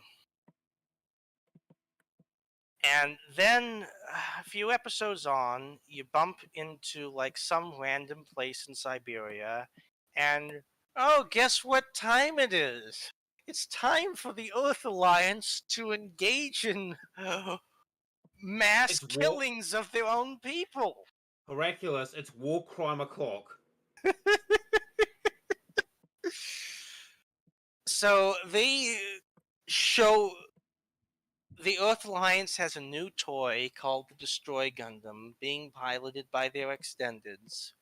And by the way, they have many of these fucking things, like several of these fucking things. By the way, not just Yeah. one. No, but just one at the start. And they basically are sending it against a occupied city that Zaft is in, and it is annihilating the city, and it's annihilating every civilian, everyone that's in there, and so many people are dying. It is the Like Earth myths and Alliance. people are dying by the bucket load. Like we're reaching like a regular Chinese skirmish level of the death toll here. Yeah, yeah. Like imagine this is somewhere in Siberia. So imagine Novosibirsk, which is like a population I of think one they and a said it half was Berlin million. or something like that, or near Berlin. Like No, I think it was like Siberia. I don't know. I don't know. But like, it's a no, I'm pretty large sure they city. said Berlin or like in that area, like This is somewhere a near Berlin. Yeah. This is a large city of a couple million people, and it's being like flattened, and at least half the population is dying. And into all this, uh, Shin tries to fight it off, and of course finds out. Oh, what do you know? He lied about returning her to a place of peace. Stella is in the cockpit, going nutty and blowing up everything she can see because, hey, she's traumatized girl, and she was just sort of told the enemy is over there, go get him. Ah, so Shin attempts to talk with her, reason with her, whereas Kira and the Archangel have showed up because they consider it like this is terrible, and they consider that like we have to do something to stop this carnage. And Kira's like basically going to him, "Why the hell are you hesitating, boy? We need to stop this now. You had a shot at the cockpit." And Which I feel is a bit out of character for Kira. I don't He's know. like I don't know. He's a bit too bloodthirsty in this. I, I feel like he's acting reasonably given the circumstances. He is Where, acting reasonably right, but like he does come off a little like to me. He did come off as a little bit more gung ho. hmm, Like he could have disabled the mech pretty, but continue. nah, it would be kind of hard. So anyways, into all this, Shin ultimately almost talks Stella down, but the freedom sort of hovers behind him for a little bit, and then Stella's been primed on the freedom. The freedom is the enemy, and she goes, "Freedom!" and and she starts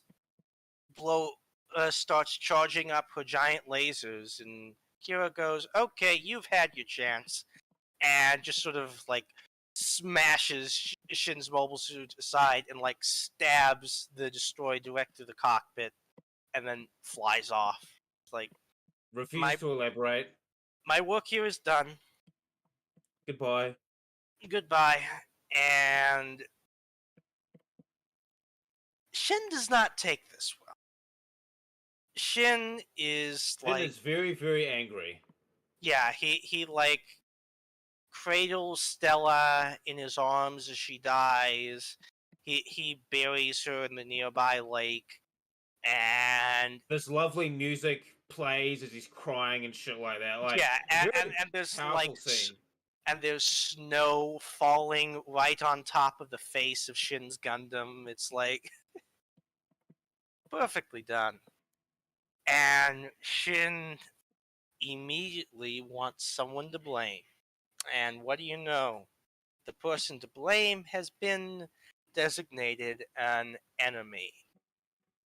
And he is immediately starts getting obsessed with Kira. He starts doing all this training to like simulation training to fight off the freedom. And Afrin is like taken aback by this because like Kira's his best friend, and he's like, why are you trying to kill him? And he starts getting self-righteous and angry at Shin about this, and Ray tells him off again. He goes like, hey, he is an officially designated enemy. He is someone we may have to fight in the future. There's absolutely nothing wrong with what Shin's doing, and Atherin's like angrily sulks away, but you can tell, and this is another great bit where like Destiny recontextualizes and is repeating elements from the last show. Shin is getting obsessed with killing Kira the same way Atherin got obsessed about killing Kira after Nicole died back in Yeah, the. and Efren yet again could use this opportunity to try and connect with Shin and like try and tell him like, look, he did the same shit to me. I got over it. You should do like Well, he could have. yeah, but the thing is, like, Atherin sees exactly that Shin is following in his footsteps, but Atherin doesn't know how to like reach out in any capacity to them. He's instead trying to chew him out about like vengeance solves nothing, etc. And but Shin can just like plausible deniability say, hey, this is like necessary for the war effort, and he has a point. Yep. And it's at this point that Chairman Durandal orders the Minerva to go out of their way to find, isolate, and eliminate the Archangel. Operation Angel Fall. And it's at this point Atherin's like shocked, horrified. What is going on here? Why is Chairman Durandal ordering this? But like And his Chairman Durandal actually gives a pretty good excuse to why. They're a chaotic factor in the battlefield, and if they actually wanted to ally with us or anything like that, they could have contact us at but any they never time. did. But Never they did, never yeah. did. Yeah. So he said like basically from his perspective, like this is the most powerful enemy, single enemy ship on the battlefield right now. We have to deal with them. That's his official justification for it, and not the fact that Lacus Klein is aboard and we don't need two Lacuses. Yeah. I love how like you gotta love Durandal's like manipulation EX. Like it's just supreme. Like this is like he's playing like fucking Paul of the Planets. Oh, he is a great villain, and he orders and Shin, because he is so completely uh been studying how to beat Kira. He knows his tricks. He knows that Kira will always aim for disabling a mobile suit rather than destroying it. And because of that, he's able to anticipate it, play around it, especially because his mobile suit is designed to have replaceable parts. And so he uses that to great effect. And right as the Archangel is getting away and the Freedom is trying to join up, Shin comes up on him and stabs the Freedom straight through the chest, and it seemingly blows up. There's like a big cannon shot at the Archangel, so you're not entirely clear if the big explosion is from the destruction of the Freedom or the Archangel, but it leaves Shin's mobile suit kind of totaled, and he's just sort of, and there's like pieces floating in the water, and Shin is laughing to himself happily. It was like, Stella, I did it. I finally got revenge. And Atherin is just Horrified. shocked, almost mortifying, almost shrieking. And so, of course, Kira lived. Of course he did. Of course he did. And this is, again, one of the very valid criticisms that people level at Destiny. And it's one of those things where either you can choose to hate and get obsessed about it, and this is the reason why I often compare Gundam Seed somewhat to Sword Art Online, because there are these very obvious like plot holes or just characters surviving shit or whatever that you can choose to spook out about if you want, and there's no good explanation. There just isn't a good explanation.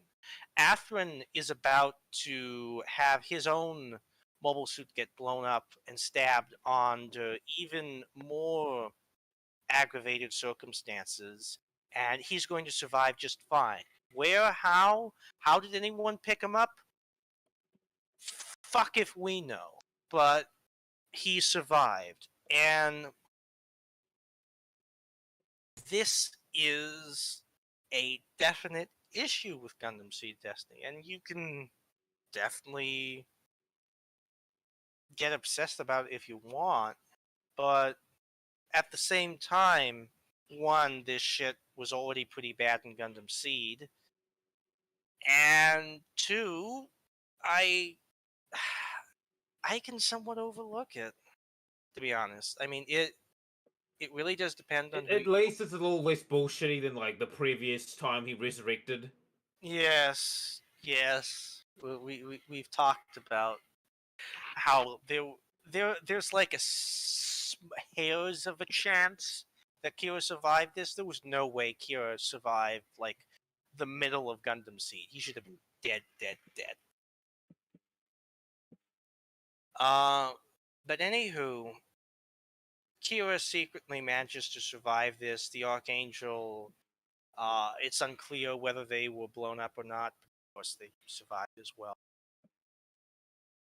And ultimately, they. So Afrin by this point is pretty angry at Durandal. And thinks that all his friends are dead and his best friend is dead. Yeah, and it's your fault. And so Chairman Durandal brings them up. Decides to bait him. Yeah, he says, "Hey, look, we well, we had justifiable here, and hey, look, we have two brand new mobile suits. I want to gift them directly to you two, Shin and Afrin, my best, most experienced veteran pilot." And Meanwhile, by the way, this is a fucking test and it's bait.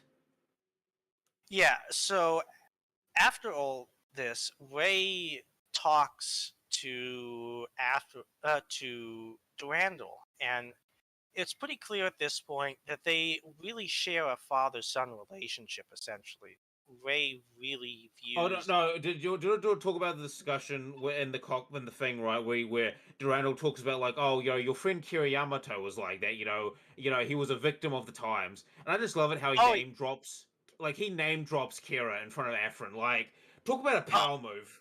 oh yeah, he talks about, oh, Kira was someone who didn't know his place in the world, and He if was only destined to be a power. He was destined to be a great warrior. No one can ever best him in mobile suit combat.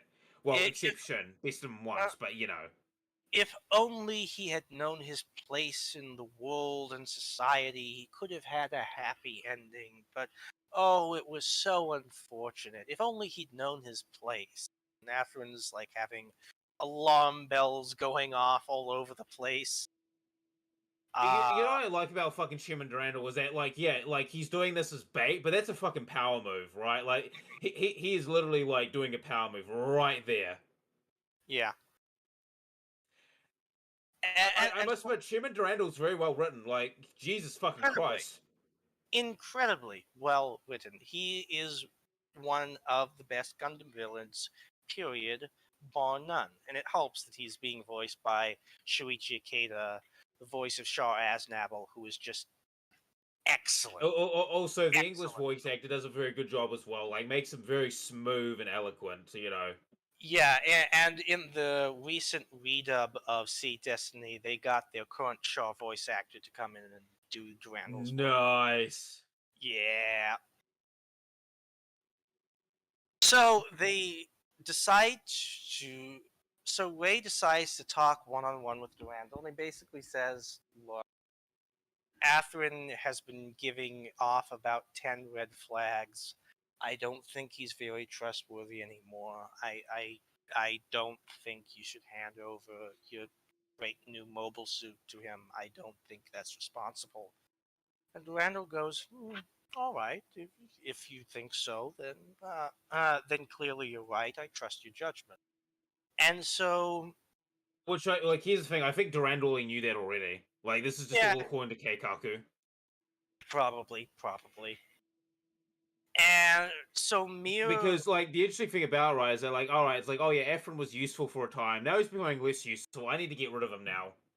yeah, and so Mir, the fake Lacus, who we haven't talked about it too much, but Mir Campbell is her real name, and she's like this bubbly personality. She glomps onto Athrun. She considers herself to still be betrothed to Athrun, Yeah, she and walks in his room with lingerie, and one of the people from the Minerva walks on that. yeah, she like tries to play it off like they're lovers and all that. Where and Athrun's sort of like going, one, I was never that into Lacus. We're not betrothed anymore, and two, you're glomping onto me, and I'm betrothed to someone else. And get off.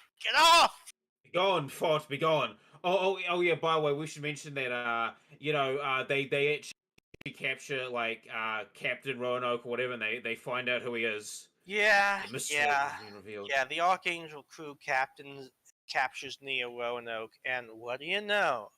He's Mula Flaga. Why isn't he dead? He should be dead. He should be dead. And does he add anything to the show? No. No. No, he doesn't. He is there so we can bring back a cool character. Like, I mean, he does save the Archangel again from being exploded, but like that's it. Other than that, like this is what really fucking boils my blood about this shit is that like he had a really cool character and he had a really cool send off. Like the Desert Tiger, they should have stayed dead. yeah, yeah. It's He's great to have a cool. It's great. Listen, it's cool to have a cool character be cool and stuff. But what makes them even cooler is that they die at the end, right? Or they die. So you get the coolness was more impactful. yeah. I mean, to have a great send off, a great climax of the character is like perfect, and you don't want to bring that back. But see, Destiny operates like Dragon Ball Z, where like any cool character has to like survive and come over to the heroes. Uh oh, and also he's been like mind wiped the same way the extended war in order to like make him compliant and fight with them, but like so he like doesn't know who he is and thinks he's Neo or whatever. They bring him on to the Archangel, but that's a whole side tangent. It's not super So important. so Athrun is all of a sudden realizes that he's in somewhat deep trouble, and Mir, the fake Lacus, shows up and tells him like, "Hey, they're about to arrest you. I think they're going to like kill you." Uh, and Athens goes like, "Oh shit! I have to make my getaway like now." Uh, uh, and he offers to Mir, "Hey, come along with me." Chairman Durandal, he's just as someone who views people as pawns. Like eventually, he's when you're not useful, he's going to throw you away too. But Mir like says no. Like I right here, I'm allowed to be Lacus. I'm allowed to play the role as Lacus. That's so important to me. I love this so much. Like I've never been this important in my whole life. I I don't care if I'm putting my life at risk staying here. It's too important to me. And Athender's like, fine, whatever. You can't save them all. And so he takes off. Uh, Mayrin, he bumps into Mayrin Hawk, Luna Maria's younger sister, who's Sister. like on the bridge all the time. Yeah, she's a bridge And bunny. yeah, she's a bridge bunny, twin tails, red hair. Also, And like the sister, has a thing for Afrin. yep, has always had a thing for Athrun, and those sisters have sort of fought over him a little bit. And she basically, on impulse, decides to save him and decides to help him in his getaway. Uh, they're calling him like a traitor and all that, and she's like, she doesn't believe it. She doesn't think he's a traitor. Uh, he manages to get away. Uh, and pulls her into like one of these mobile suits and tries to fly away, but not before Ray is able to intercept him, shoot at him a little. And even when he's pushed away, they go after him in mobile suits. And of course, Ray, being truthful but a bit of a bitch move, he informs her that Mayrin is joining uh, of her own free will and wasn't just kidnapped by Athrun, uh, which like shocks Luna Maria and all the other people. But it's like, I see. Durandal goes, yes, I see. Then I give you authorization to shoot them both down. Like, no full prejudice. Like, I don't care if they die. By your command. And so, Durandal, so Ray and Shin do exactly that. Shin literally Shin, stabs through the mobile suit, and Afrin should be dead yeah, again. yeah. Shin is like a little torn up about this, but like, Ray plays on his emotions, saying that, hey, he's trying to betray all we have, everything we've worked for up till this moment has been towards the broader plan, and Athrun's going to destroy it all. He's a traitor. We can't allow him to do that. And Shin just sort of goes nutty and stabs him through the cockpit, He should be and dead.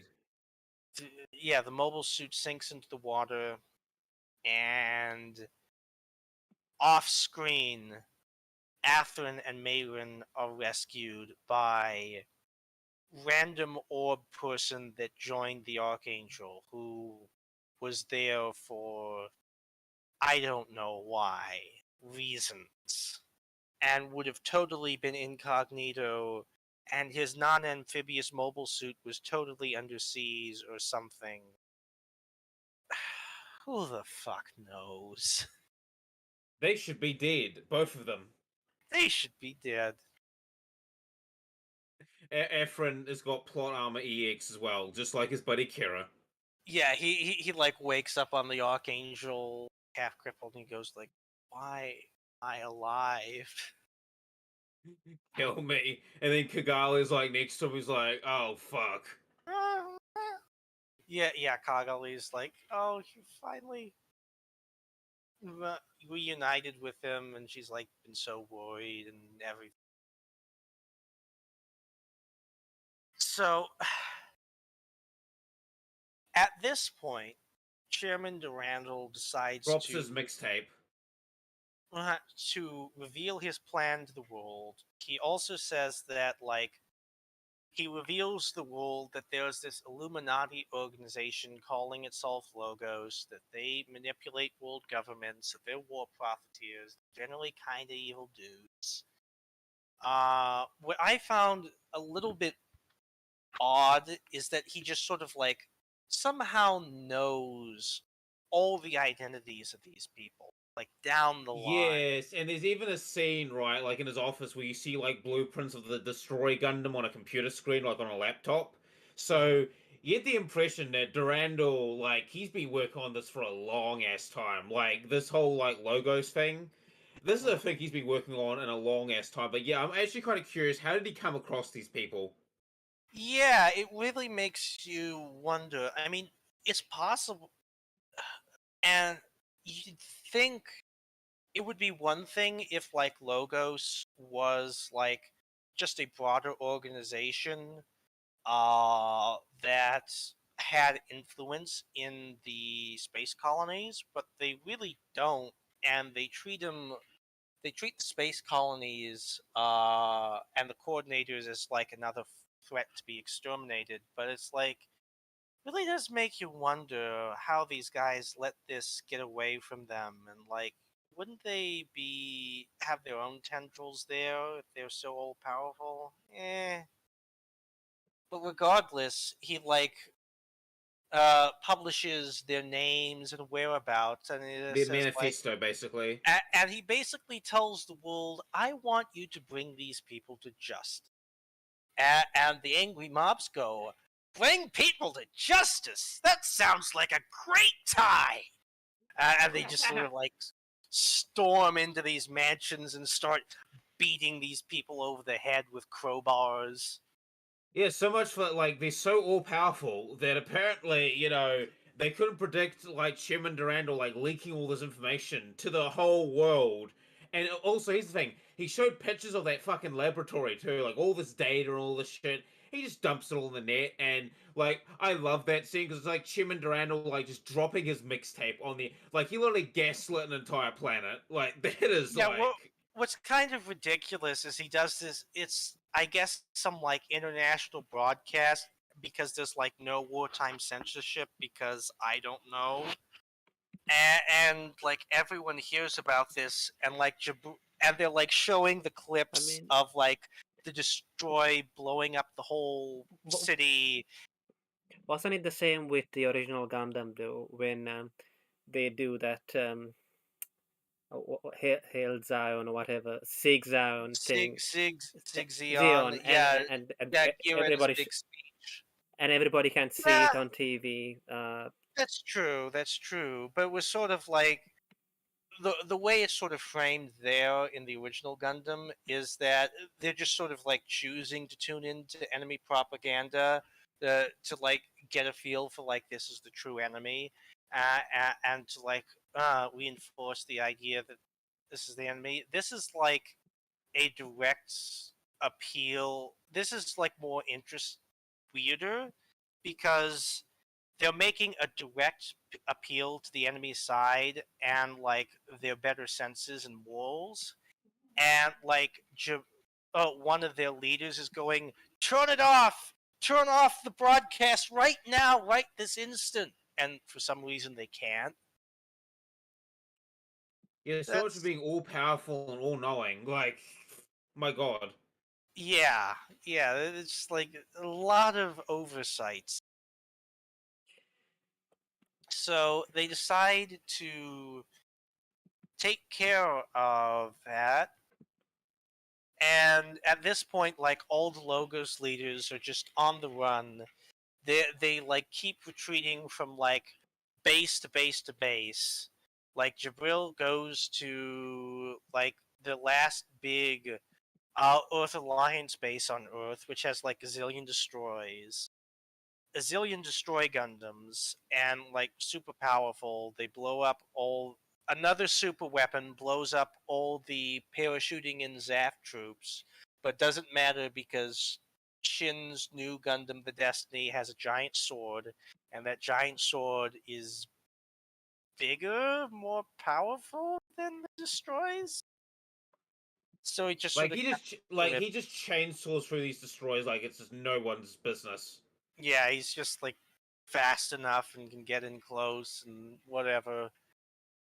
And so Jabril has to retreat back to Orb, which After selling out the rest of Logos.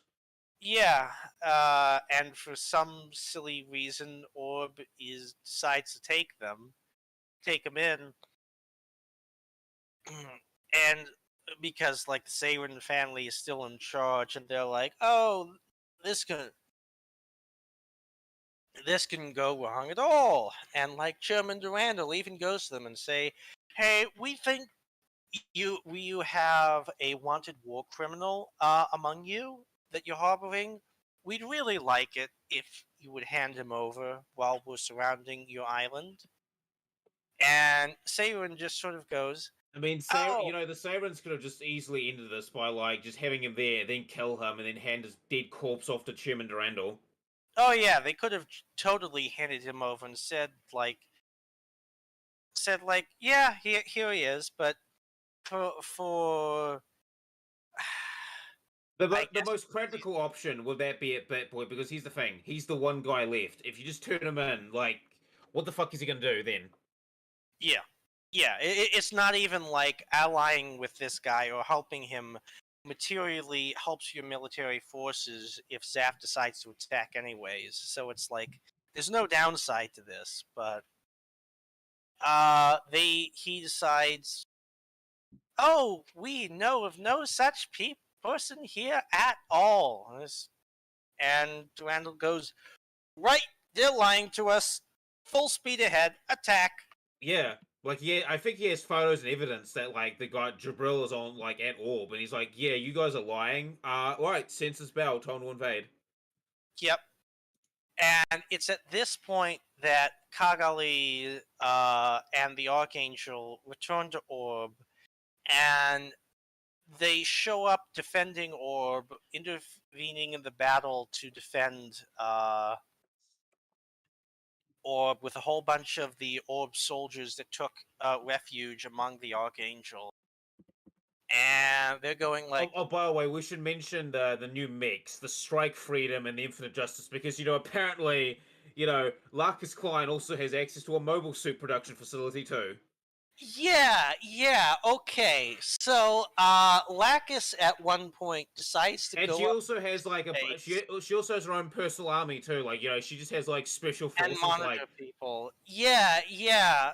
This is where people make fun of Sea Destiny. Like, and I'll be honest, like, this is actually shit that was set up in Seed and was just as illogical in original Seed, where, like, the Kleins had, like, an army onto themselves. And this is just a logical extension of that, where, like, she still has certain supporters who are an army onto themselves in Zaf. she And literally has like a group of like black ops and special mobile suits that no one else has that literally drop pod into Orb to assist in the battle. Like, yeah, that are 100% they loyal would to her. they were just like developing the most powerful mobile suits on Earth, in space or the Earth sphere, in this random ass asteroid. It's like, okay. So she brings. Like, is she getting funding from like her CD sales or something like that? Like, just royalties, right? Like, she just makes all that money is going into mobile suits. All her CD royalties she's still getting. It's just So going into like into mobile suits. But jokes aside, right? Like, the Strike Freedom Infinite Justice are fucking cool as fuck. yeah, so she just brings them down, gifts them to Kira and Athrun, and they go start defending Orb. Kagali is like shows up, and Seirin goes, oh yes, Oh it's the yeah, real Kagali gets a new Kagali, mech. Also, my Kagali honey. gets. Oh, Oh yeah, but I'm getting to that. And she immediately goes, Seirin, do you recognize me as the real Kagali? Yes, of course, you're the real. You can only be the real person. Then, under my authority as chief representative of Orb, arrest this man. He goes like, huh? And it's and so then the lieutenant's like, satisfying. "Sorry, commander's orders." Beats the fuck out of them. Yep. Oh, And it's, did you forget that Kigali also gets a new mobile suit as well, the Akatsuki or whatever? yeah, okay. This is another one of those bits of like, see, Why? That'd be really useful if she had it in Gundam Seed. yeah. So like, literally, I say for my feeling, this is probably the worst scene in Gundam Seed Destiny, and this is the scene where I was most totally off from what the show was trying to get me to feel. Like, they uncover this mobile suit after her Strike Rouge. She doesn't really have a mobile suit to use at this point. The Strike Rouge already got destroyed, but they uncover it inside Orb, this golden mobile suit, and this recording plays of her father, who said "Well, Kagali, if ever you needed a time where you needed power, and above all Blah else, blah blah blah blah blah blah blah. blah blah blah, I entrust this to you, this high spec mobile suit that would have been really useful in the last war, that was Yeah, developed really that far fucking back. really fucking useful. Because here's the thing: this thing's laser proof. Yeah, it's beam proof. It does it just Well, it's reflects not immune beam. to the shockwaves, but it literally just the shockwave may damage it, but the actual beam itself, no effect. Yeah, and it's okay, this is the most powerful thing ever, and you've just been Why? hiding You in a know? basement for 2 years, Yeah, yeah. You especially know what would be after we had a whole escapade where we were trying to save the world from blowing itself up. It would have been really useful. You know, You been know, also really useful if you give some of their technology, some of your grunt units too. yeah, that'd be really nice too. It's because here's the thing, yeah, these air forces do have machine rifles on their mobile suits too, but a lot of their laser weapons will be basically worthless. It's It reminds me of this is actually how they introduced Primaris Space Marines in the I absolutely edition despise of that. It's 40K. yeah, you had these elite super soldiers. I Yeah, and hate it's the primers. exact same.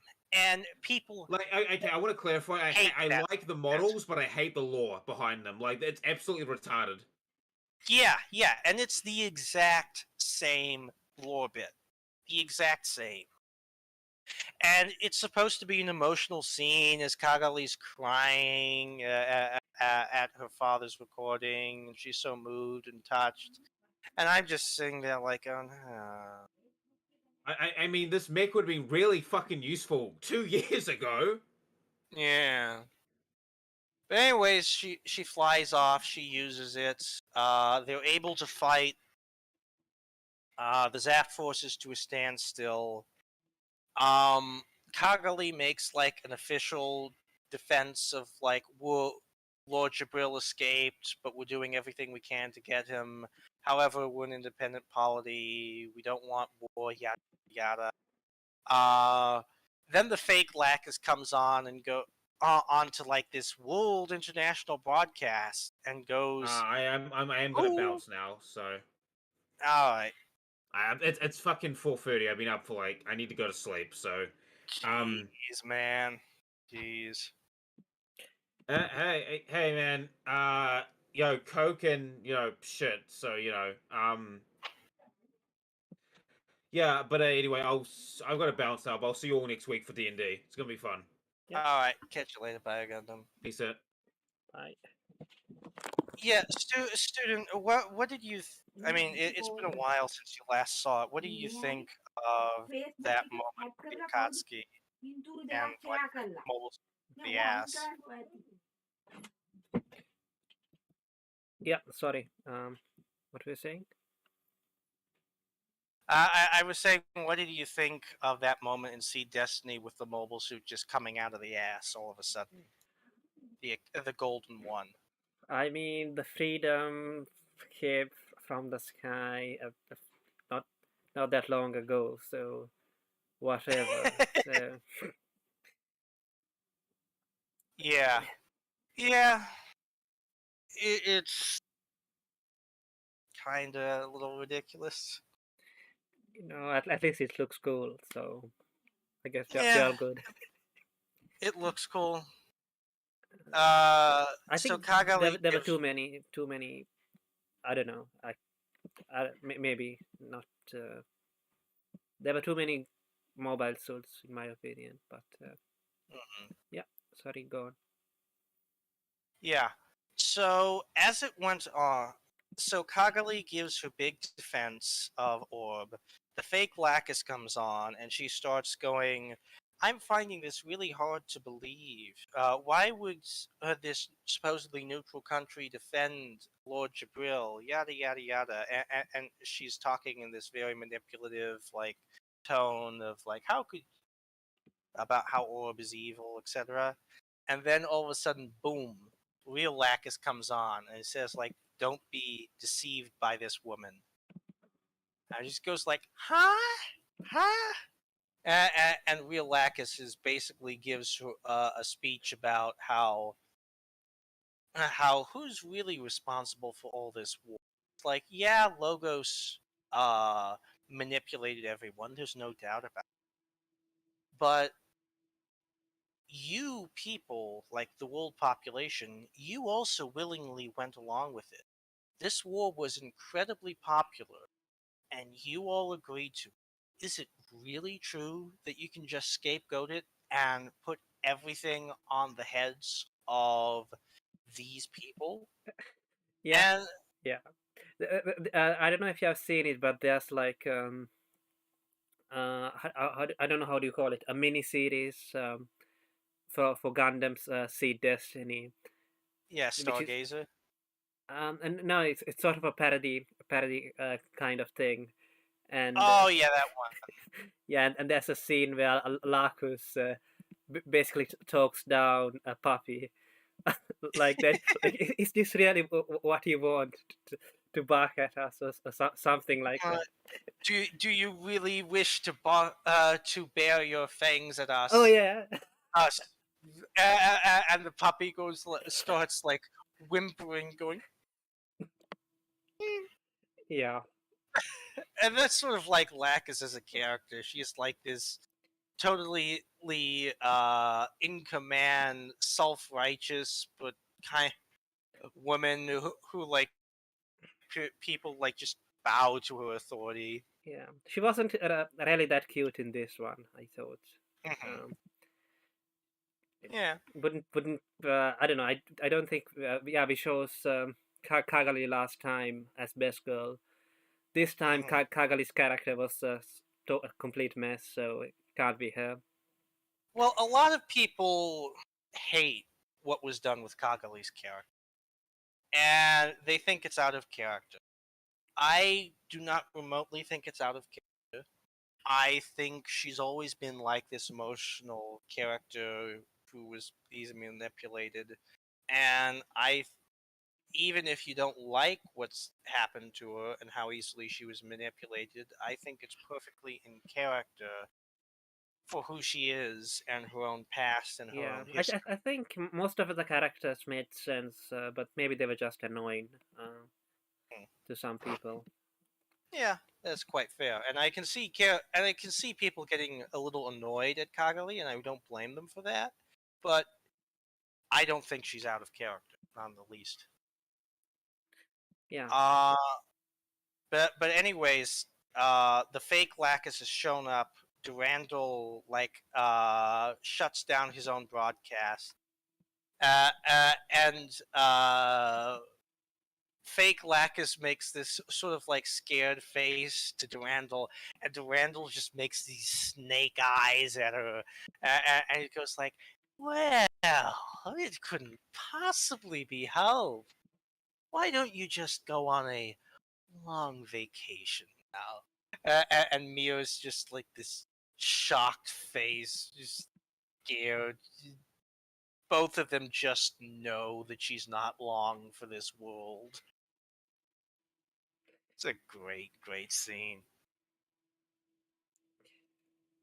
But anyways, after this, Lord Jabril escapes to a moon base. He uses a super weapon uh, to fire at the colonies and blow up a single colony from the other side of the moon because he's got all these giant beam reflectors.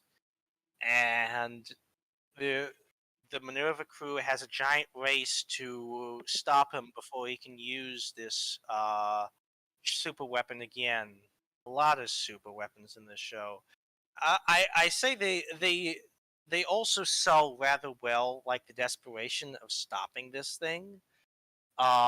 Because like we see like this colony getting blown up and torn apart, and like zillions of people getting blown out into space, and it's kind of horrific, really is. But they managed to blow it up, stop him this time, and Durandal says, "Thank you, Chipper, and sayonara." And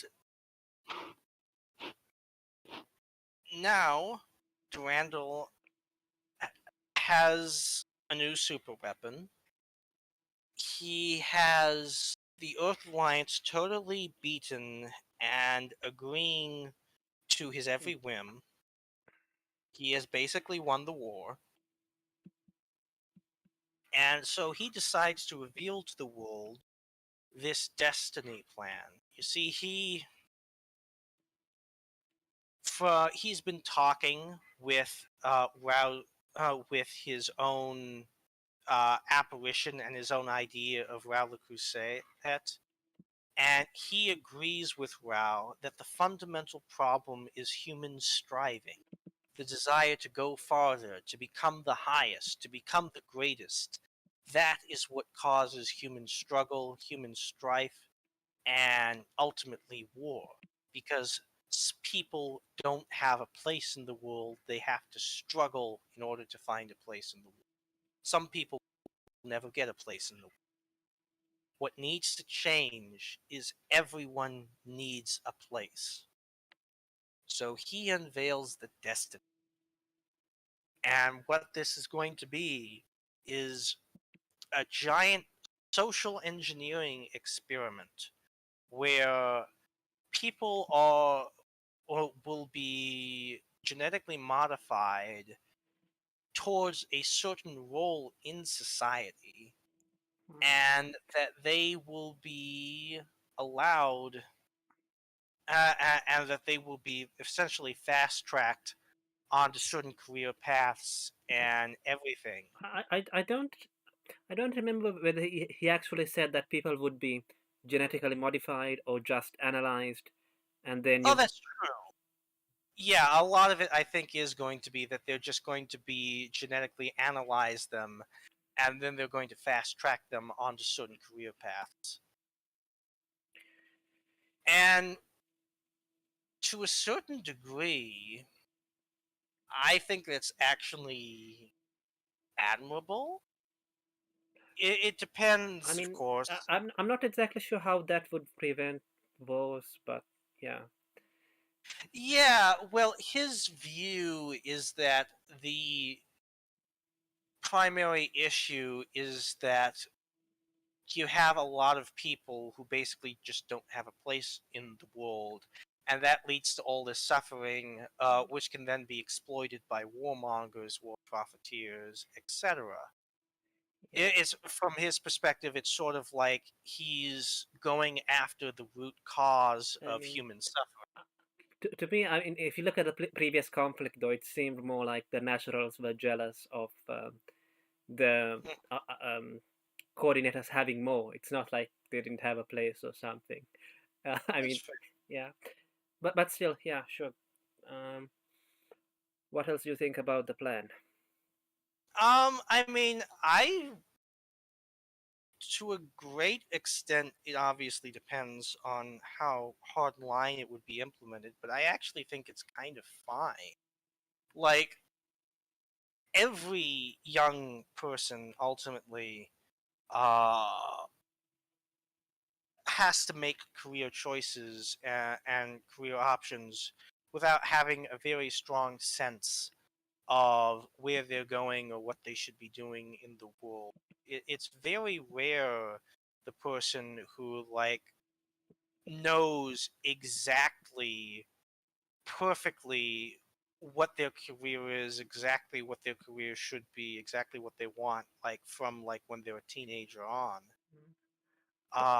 So from that perspective, I view the Destiny plan as something that would only be helpful to the world population.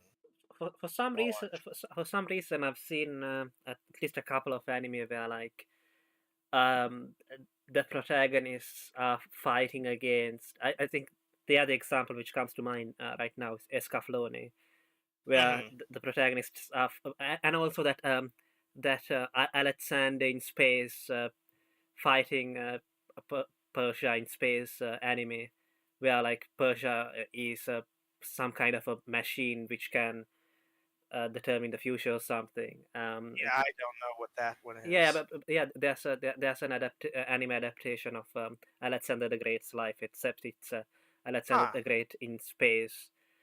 Um, That's yeah, super weird. yeah, Interesting. and yeah. So I guess I was just making the observation that it kind of seems to be a team that, but it sort of came out of kind of I wouldn't say nowhere in this case. Uh, Yeah, I mean, you establish in like the episode 20ish or so in a flashback that that Durandal's working towards something in his motivation, but it is sort of like they'll focus on Durandal's motivation for a bit, and then there'll be like nothing on it for like 20 episodes, and then they come back to it. It is sort of like that. Yeah, and then like it's I don't feel like the good guys, so to speak, the protagonists anyway, really came up with a retort to that. It's just I don't Yeah, know. I remember seeing some interview, it could be real, could be fake, where Fukuda basically said that he does relate a lot to Durandal's like evil plan and think that he was probably right in a lot of ways. Um, but Kira and Co. Basically make a appeal to freedom, an appeal to they are treating the Destiny plan. Hard to say whether it would be this or not. They think that Durandal's Destiny plan would basically wipe out human freedom. That people would have no choice in their future. That people would have no ability to determine anything for themselves. They basically think that it would result in sort of like a very Soviet ossified ish system. And they What I don't get though is how did Kira convince Ray? Um, he just he just oh, I'll get to that because that was like one of the I totally get what the show is getting at there, and that's actually one of my favorite parts of the okay. show. That's good. I'll I like Uh, yeah. I'm looking forward to that. okay. So they end up going to space, and Randall basically starts saying to all the nations of the world, "You are going to join in this." And the vast majority of nations are like go like, "Yeah, this sounds great. This sounds wonderful. We want to be part of this world social engineering system." But there are a couple holdouts like Orb which go, maybe not for us. And Randall goes to the world and says, "No, no, no, no. You don't. This. You don't get a choice in Destiny. Destiny chooses you." And like the Atlantic, I think it's like the Atlantic Federation president who was like somewhat on the fence about it. He like blows him up. And so it's like, yeah, the whole world is just going to join in one big happy family, one world government, one world system. And at this point, Kira and Co are pretty upset about this. They don't want to let this happen. So they go off into space.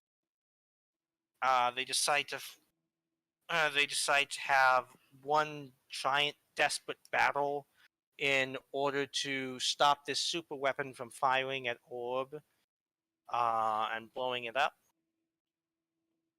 Meanwhile, at this point, Shin is kind of a little distressed at this point. He doesn't know why they're still he finds this destiny plan a little overambitious.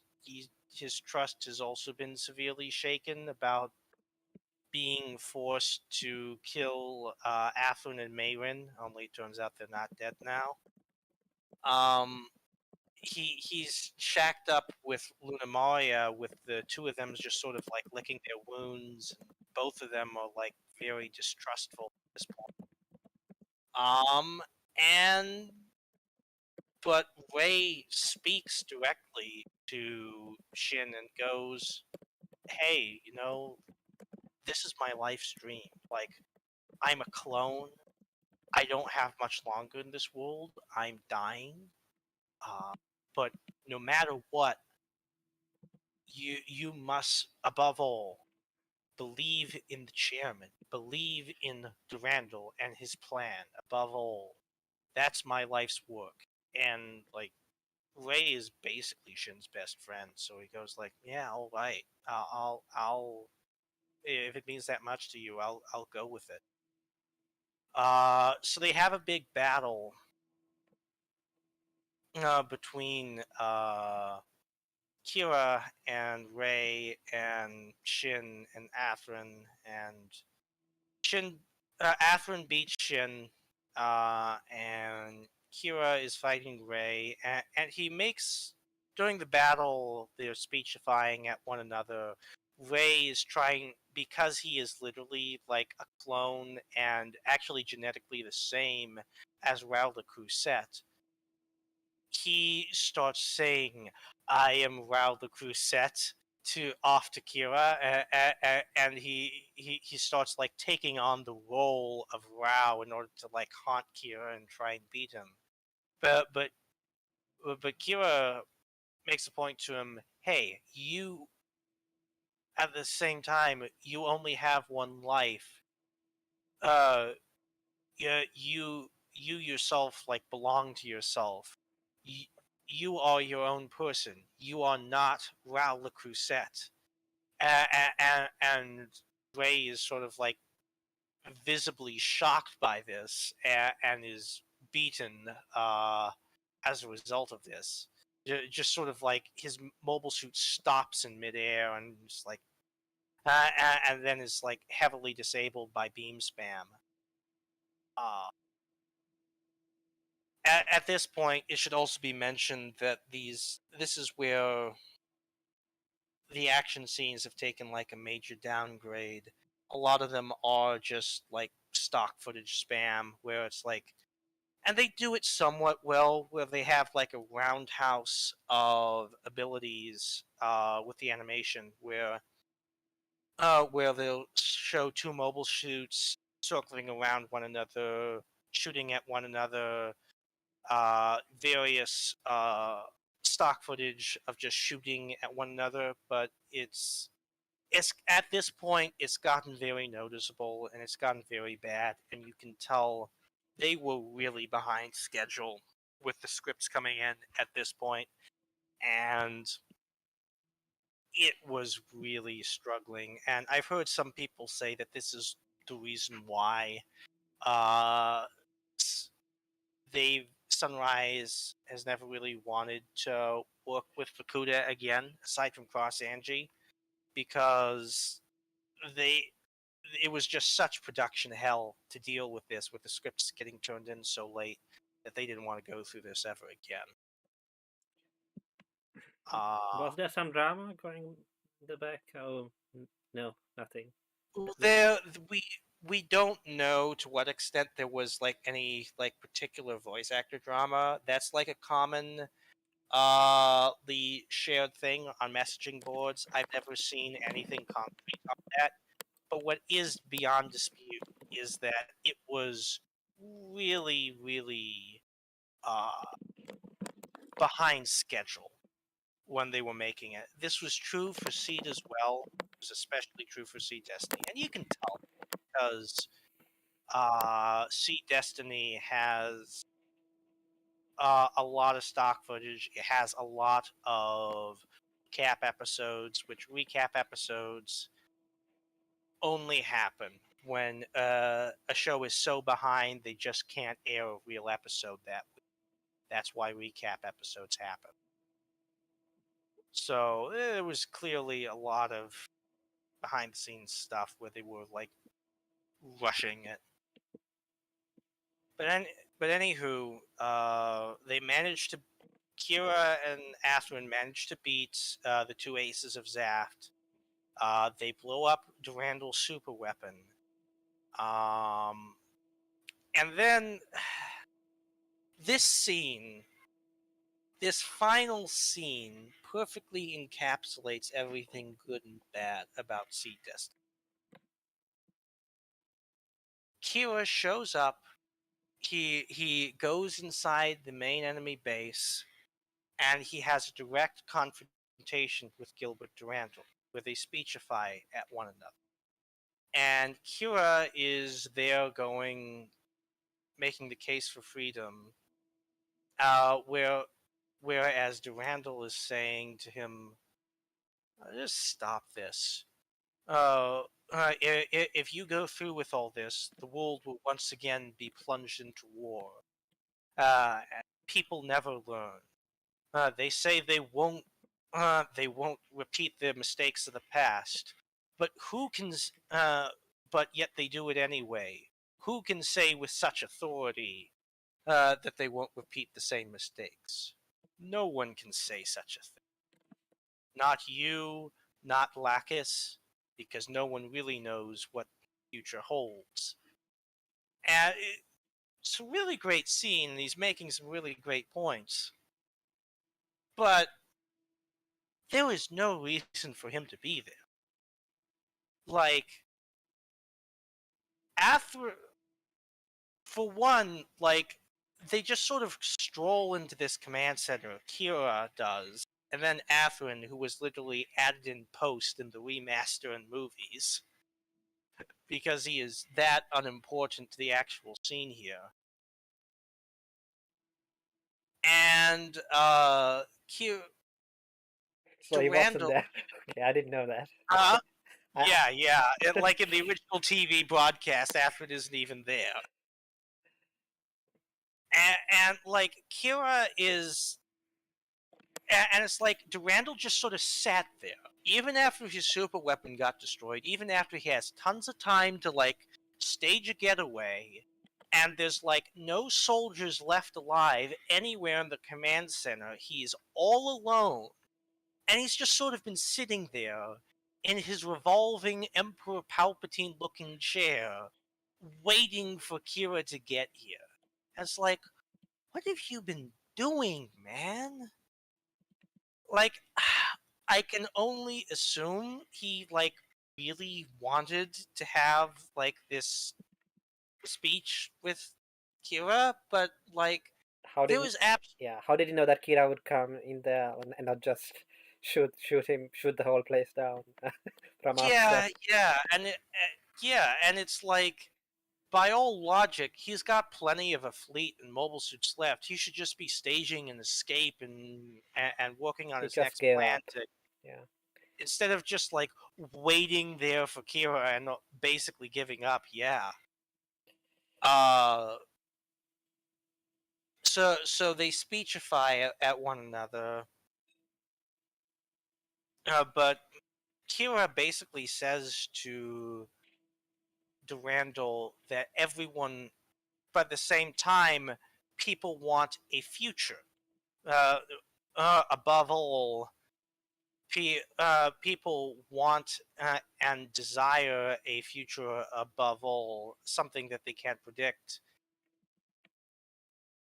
We want it tomorrow, yada yada. And that's more important than your idea of like a perfect world where people can't go to war. Like, he believes in human freedom. And this actually strikes at Ray, where he's visibly shocked by this. He says, we don't want a world where nothing changes. And Ray is shocked by this because he's a clone. He's known from the start that he doesn't have long to live, that he's never going to have a future, he's never going to have a tomorrow. Um, and so the idea of like not wanting a world without a future, not wanting a world without choice, really gets at Ray because these are things. Although he's very loyal to Durandal, he these are things that he's never been able to have.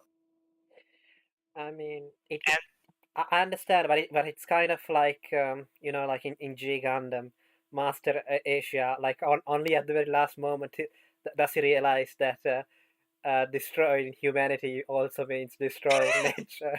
uh, it's it, uh, I mean, didn't I just couldn't. I mean, I guess it's a story, so it doesn't matter. But I kind of feel like it's kind of obvious that if you're going to do this plan, then unless he wasn't aware of what the plan was, and maybe Ray was no, getting I the. think Ray knew. Mm, I just think he, and I agree. In some ways, it's like too cute by half. Where like I totally get where the show's coming from, where it's coming at for philosophically the reasoning as to why Ray rejects this all of a sudden in the spur of the moment. But you're right. He's like devoted himself to this so much. At the same time, it's a little unbelievable that he didn't think about this. That this one impassioned speech was able to convince him that much. yeah.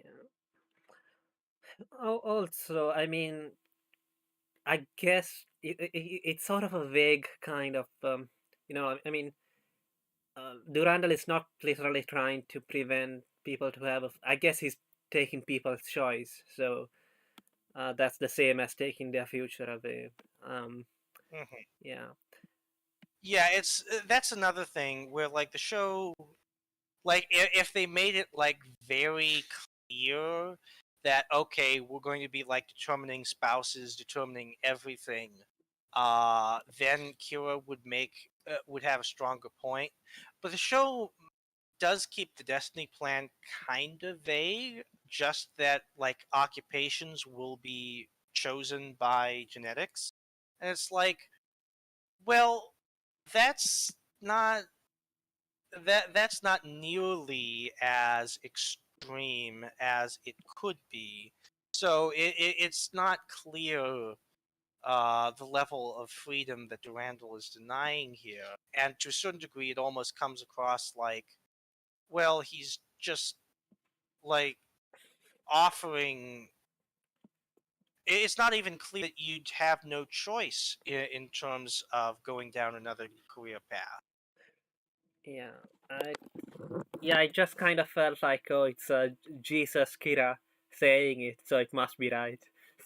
Mm. A little bit. Uh, a little bit, yeah, and Yeah, that's why it's the show has something of a reputation, even though it will go out of its way, especially in the middle portion, to show Kira's actions as questionable. This show has a reputation of Kira and Lacus just being treated as always correct. And I mean that's fair because like even if there's speed bumps yeah. along the way, I mean, ultimately the show comes down to that. yeah, I mean, because like it's true that in the section it makes it seem like, oh, they are doing wrong things, and they don't really have that much of a reason to suspect Durandal that much. Mm. But well, it turns out Durandal, like he had super weapons and all that. All their suspicions were correct. Or proven correct. Yeah, after Yeah, all. yeah, and he like assassinates the fake Lacus. It's never made 100% clear that he ordered the hit on the Yeah, real Lacus, yeah, but it's like it's like beyond clear that this is the guy responsible. yeah. Um, So uh, yeah, go one ahead. one line I do really like that Durandal gives in his final speech is he says like, "But between your vision and mine, Kira, which one would the people really?" And he seems to be making the claim, and I think he's probably correct, that his vision of the future, his vision for mankind, would be more popular. So in a way, Kira and Lacus a really imposing top down by force Yeah. in a They, way, they, they don't freedom they onto don't care people. what the majority want essentially. Uh, Yeah, which I think is kind of interesting, and a kind of interesting position to put the heroes into, of where they do have to stake out that position, and I think it's neat. so what was there was also a subplot about Durandal being cocked or something. I don't. Did you get that? Oh, that was a part of a motivation for the Destiny plan, where he was in a pretty loving relationship with Talia Gladys, uh, the captain of the Minerva. This was a while ago, but ultimately, because they were both coordinators and because of their genetics, they were unable to have children together. And coordinators famously have a lot of trouble having children without having a natural. And Talia basically said to him, "Hey, I love you, but I really want want a child, so So I'm going to go with someone else." so what has that got to do with the destiny? How does the destiny plan solve that? Well, from his perspective, people would be like genetically analyzed, and they'd know that immediately, and no one would be forced to go through like such a letdown like that again. Uh, so, from Durandal's perspective, it's like I don't want uh, to go through that again, or anyone else to go through that again. Okay. I guess that they would know in advance that they're not compatible or something. Okay. Hmm. Um. Okay. What else is there to say about that scene? Well, Yeah, uh, ultimately, Ray shoots Durandal. He was convinced by Kira, and he like breaks down crying with Durandal, and he about apologizes, yeah. saying, "I'm sorry, but his future idea of a future." And at this point, Talia and Ray just sort of gather around Durandal's dying body. Uh, and like Ray, I understand. Uh, Talia really should have saved herself. Ray was obviously already dying because of his genetics, but Talia could have saved herself. But I guess she was like so devoted enough to Yeah, Durandal. I Uh, might be misremembering, but wasn't there a scene at the start of Talia sleeping with? Uh, yes, that that's was shown at the start of Sea Destiny, and like shows that like those two are intimate together. But it's like because of like the flashback scenes, we clearly see it's sort of like it's not like they're formally uh it's an like affair, I guess.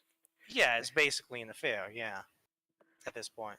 Um, I also remember in that speech that he gave. I can't remember what Kira said, but Duranda replies that, "Oh, that's what humanity's greatest Yeah, coordinator or something." how arrogant, as expected of humanity's ultimate coordinator.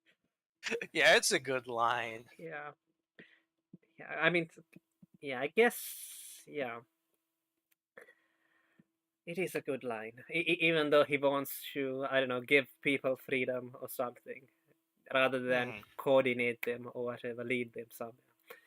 Hmm. Um, so yeah, Yeah, and then they gather around Durandal's dying body, and Talia goes, "I guess for us it was just destiny," and Durandal goes, "Ugh, give me a break," yeah, yeah.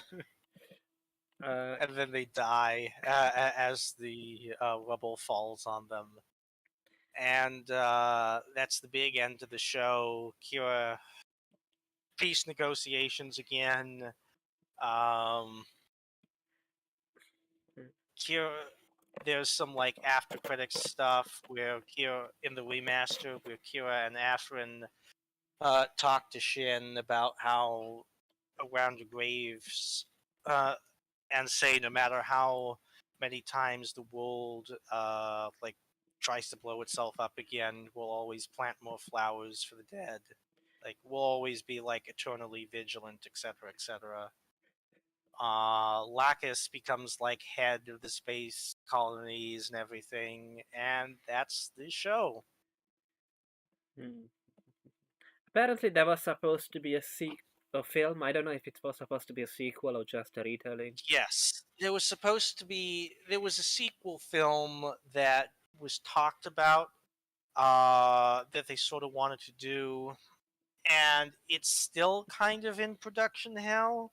People assumed that it had been abandoned, but then a couple years ago, TM Revolution, uh, a band that was involved with Gundam Seed a lot, confirmed that it's still like in production and they're still making it and still talking about it and stuff like that. So who knows if it will ever come to anything, but it's been 20 years at this point. It's been a very, very time. Yeah, yeah, and there's a manga called Higi Higi no Koisuru Futari, which is about a 30-year-old office lady who was a Oh fan. yeah. Yeah, a fan of. I've been reading a few chapters of it. Like she was a fan of. Apparently, she. Yeah, it's apparent. Yeah. Yeah, it's apparently some manga. I don't. Who puts it out? Do you know? I wonder whether it looks pretty good, like an official manga, but it might be something which was posted on Pitsiv. Or yeah, Yeah, it's some sort of manga where it's like yeah, it's just like workplace drama, but like the part of it is like th- this 30-year-old woman who's like the older one in the workplace is like a huge fangirl of Shin Asuka and like constantly refers back to him and his quotes and is like sort of uh, obsessive with yeah. him. And Like it's she has a tulpa of him. So basically, like, she sees him like speaking yeah, to she imagines Shin. him talking to him. It's like a weird, kind of cute, kind of concerning crush. Yeah, yeah, and it's obviously all the Gunpla people here are women, high school girls. Yeah, I think they are all high school girls except her. She's an office Yeah, lady. Uh, yeah. Oh yeah, gotcha. Okay. yeah, and I guess she talks about how hard it was to be a fan of Shin when everyone Back in else. the day, yeah, back when like all the yeah, and you saw that in like the Western fandom as well, where well there were a lot of memes about like Shin is a dirty dog, Kira is like best man, be like Shin, not a dirty angry dog like Shin.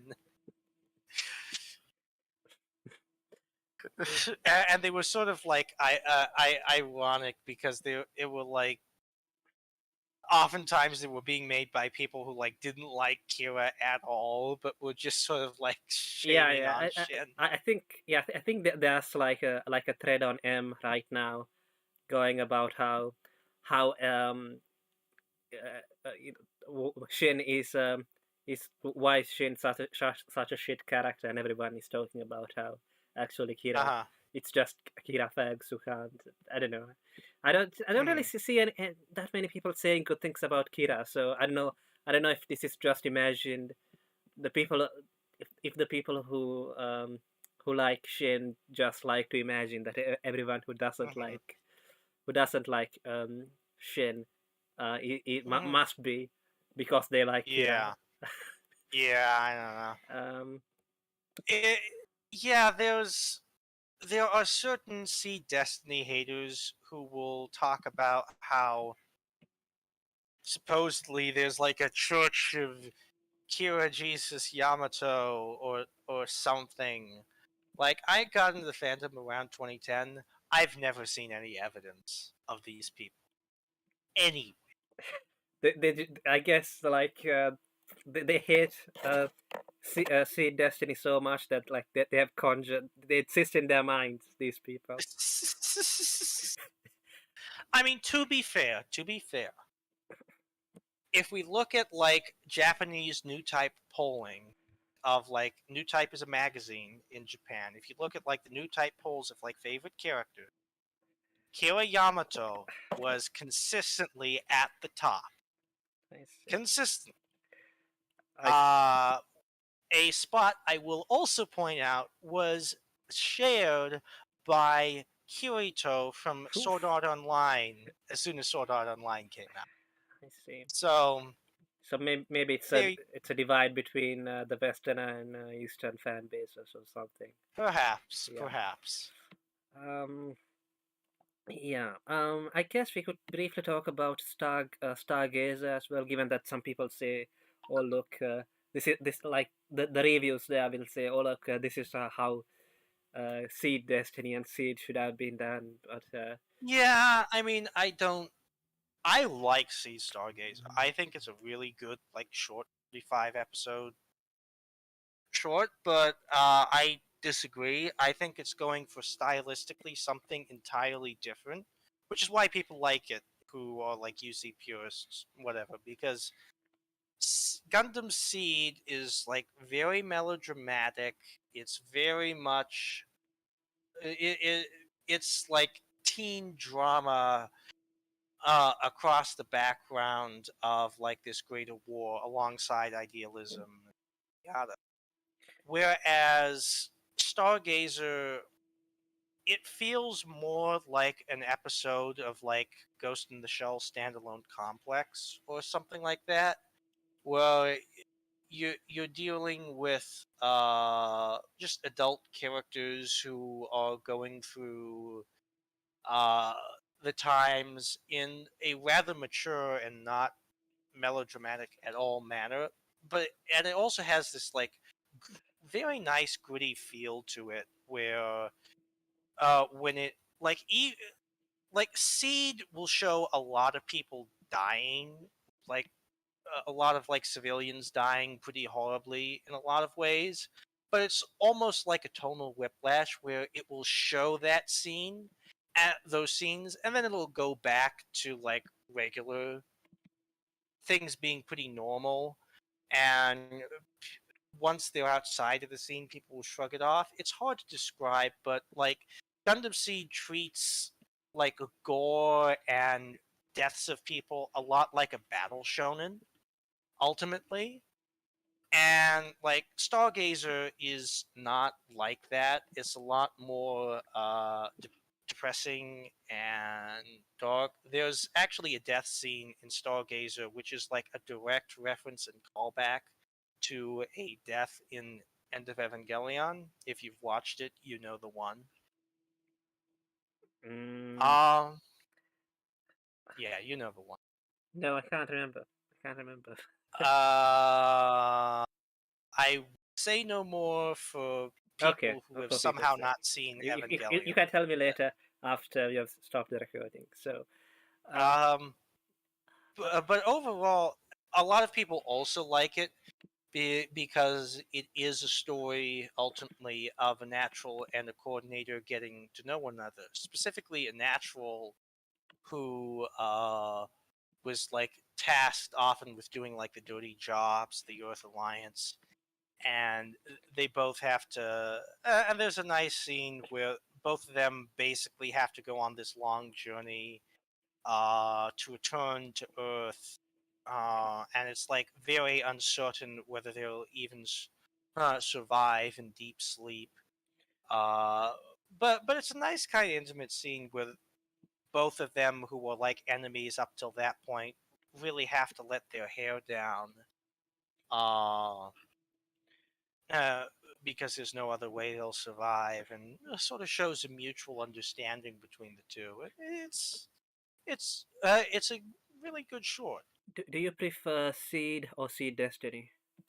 See Destiny, like from my perspective, by far, I prefer Gundam Seed Destiny. Gundam Seed has a lot of long parts to it where like really nothing interesting is going on, especially at the start, especially at middle portions, all over them.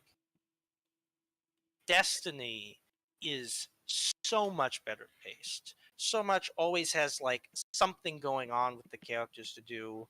Um I'd say in quantity there's more plot holes than Seed Destiny than original Seed, but well, even then it's hard to say. I feel like a lot of it is when people watch Gundam Seed the first time around, the show passed through these obvious plot holes skillfully fast enough that a lot of people just sort of like shut up and accepted it. By the time you got to see Destiny, they're just repeating the same shit, with the same plot holes of like characters just surviving or Blackus having a personal army or stuff like that. And it stands out more when you're seeing it the second time over, and it just doesn't make sense. How would you rate Seed Destiny? Um, Overall, I actually give it a 7 out of 10. I This is one of those shows where even if I can see a lot of flaws in terms of like basic some of the structure of it, I really like the philosophical dilemma it brings up, even if I come out ultimately on the side of the villain. I like the battles. I like the overall action and drama of it. I like the ideas it's playing with of like people just won't learn that that people keep falling into the same traps of war over and over again. I like It's just a lot of stuff I like about this show. I see. Um, so out of 10? Yeah, 7 out of 10. 7 out of 10, okay. I'll give it a 6 out of 10. Um, as for best girl, I guess that will be Luna Maria. What about you? Yeah, I mean, her or Mia ultimately. Although Mia is, I guess it depends on your level of how much you like clinginess. But Mia is Or kind of cute, Tales? and she like shows off her body a lot. Okay. Um, anything else to add? No, I think that's it. Yeah, we reached the 3 hour mark. I think it was a good discussion, even though I didn't really do much talking. Um, because honestly, I mean, as I said at the start, I didn't really hate this series, no, love this series. Hmm. Um, maybe if I'd watched it at the time, I'd have been part of the discussions. But, Hmm. but but you also didn't watch it when it aired. I think you watched it later. No, Yeah. no, I didn't. Um, yeah. I don't know what it is, but Seed and Seed Destiny didn't really leave much of an impression of me on me one way or the other. I mean, I thought I guess I liked the endings were both nice in the sense that like it's a big battle and all that, but Hmm. and some of the philosophical discussions were interesting, but I don't know, like for example the thing that when Durandal brought up like these corporations or whatever groups, Illuminati Hmm. group or whatever, funding the Yeah, war for the sake of money. When up yeah. up to that point, it seemed more to be that like naturals hating coordinators, but actually it's Well, yeah. he was also saying like who planted that idea in people, and the idea was that like the war profiteers planted that idea, or like the Illuminati did. Yeah, I guess. I don't know. Like they started the propaganda of it, which I Yeah, mean, it could be. could be. Could be. Yeah. Sound. I don't know. Hell, they could even have started the propaganda not necessarily for like war profiteering terms, but more like how Jabril saw it, where they saw them as an existential threat. Yeah. Although everything, the issue I keep having when I come back to that plot point is I keep thinking, my gosh, if these people are so all powerful, they should have just as many hands in like the space colonies, the plants, as they do on Earth. Like really, and I don't think it would have been that hard either. Yeah. Also, like, when it comes to the Dribil, or however you say his name, um, I don't know. He just kept on losing and losing and still being confident. I just was Oh unimpressed yeah, by his character. he keeps losing. I kind of like him. He is totally cartoonish as a villain, and again, why you can say Gundam Seed is like the SAO of Gundam, where you also have the commonality of these like cartoonish, over the top Yeah, villains that yeah. just love The gloating yeah. and Basically, what snob, that anime snob like to call the one-dimensional evil rapists in light novel adaptations, which exist to make the yes, heroes look good, but yes, they're just shit characters. Same with the fiance of Kagali's fiance, who was useless yeah. He and was another cringy. one of those Yeah, characters. Yes. I don't know. I just felt unpleasant watching them. Um, See, Jabril. Like every time he's on screen, he's like talking enough about Biogenda made a big deal about him talking about pruning the garden and those foolish democratic humans. They never understand like the true meanings of things. See, the thing is like with Jabril, it's like his rhetoric is actually realistic enough, but he's always acting in such a way which is just so the the way he talks, he's talking like so cartoonishly evil, even if what he says is not, I mean, it's out there, but it's not so out there that real people don't believe that stuff. uh so it's like it's a strange balance that it rides, and it either work kind of works for you and you can find it funny yeah, and while he sits in his chair and strokes his black cat, yeah. or or, Yeah. I, or I, it can get on your yeah. nerves. I mean, I also think I did bother me a little bit, but not that much. But with a lot of people, I kind of feel like they got attached to, despite the flaws of Seed, they kind of got attached to the main characters and their perspective. So it kind of pissed them Mhm. off to see Shin uh, basically humiliating. Uh, Shitting all over uh, them. yeah, yeah, I Yeah, especially Kagali. Yeah, him like chewing out Kagali is like one of the like primary puts the plot in motion moments where it's like all the confluence of events to force Kagali into making these bad decisions. yeah, but as you said, if you when you think about it, not, it's not like it didn't make sense. It just wasn't. I don't know. I don't. I guess. Well, it's not. Yeah. It's not like it didn't make sense. It's just they sort of bet on the wrong horse, Yeah. you could say. Yeah. What else is there to say? I think that's it. Let's end the stream.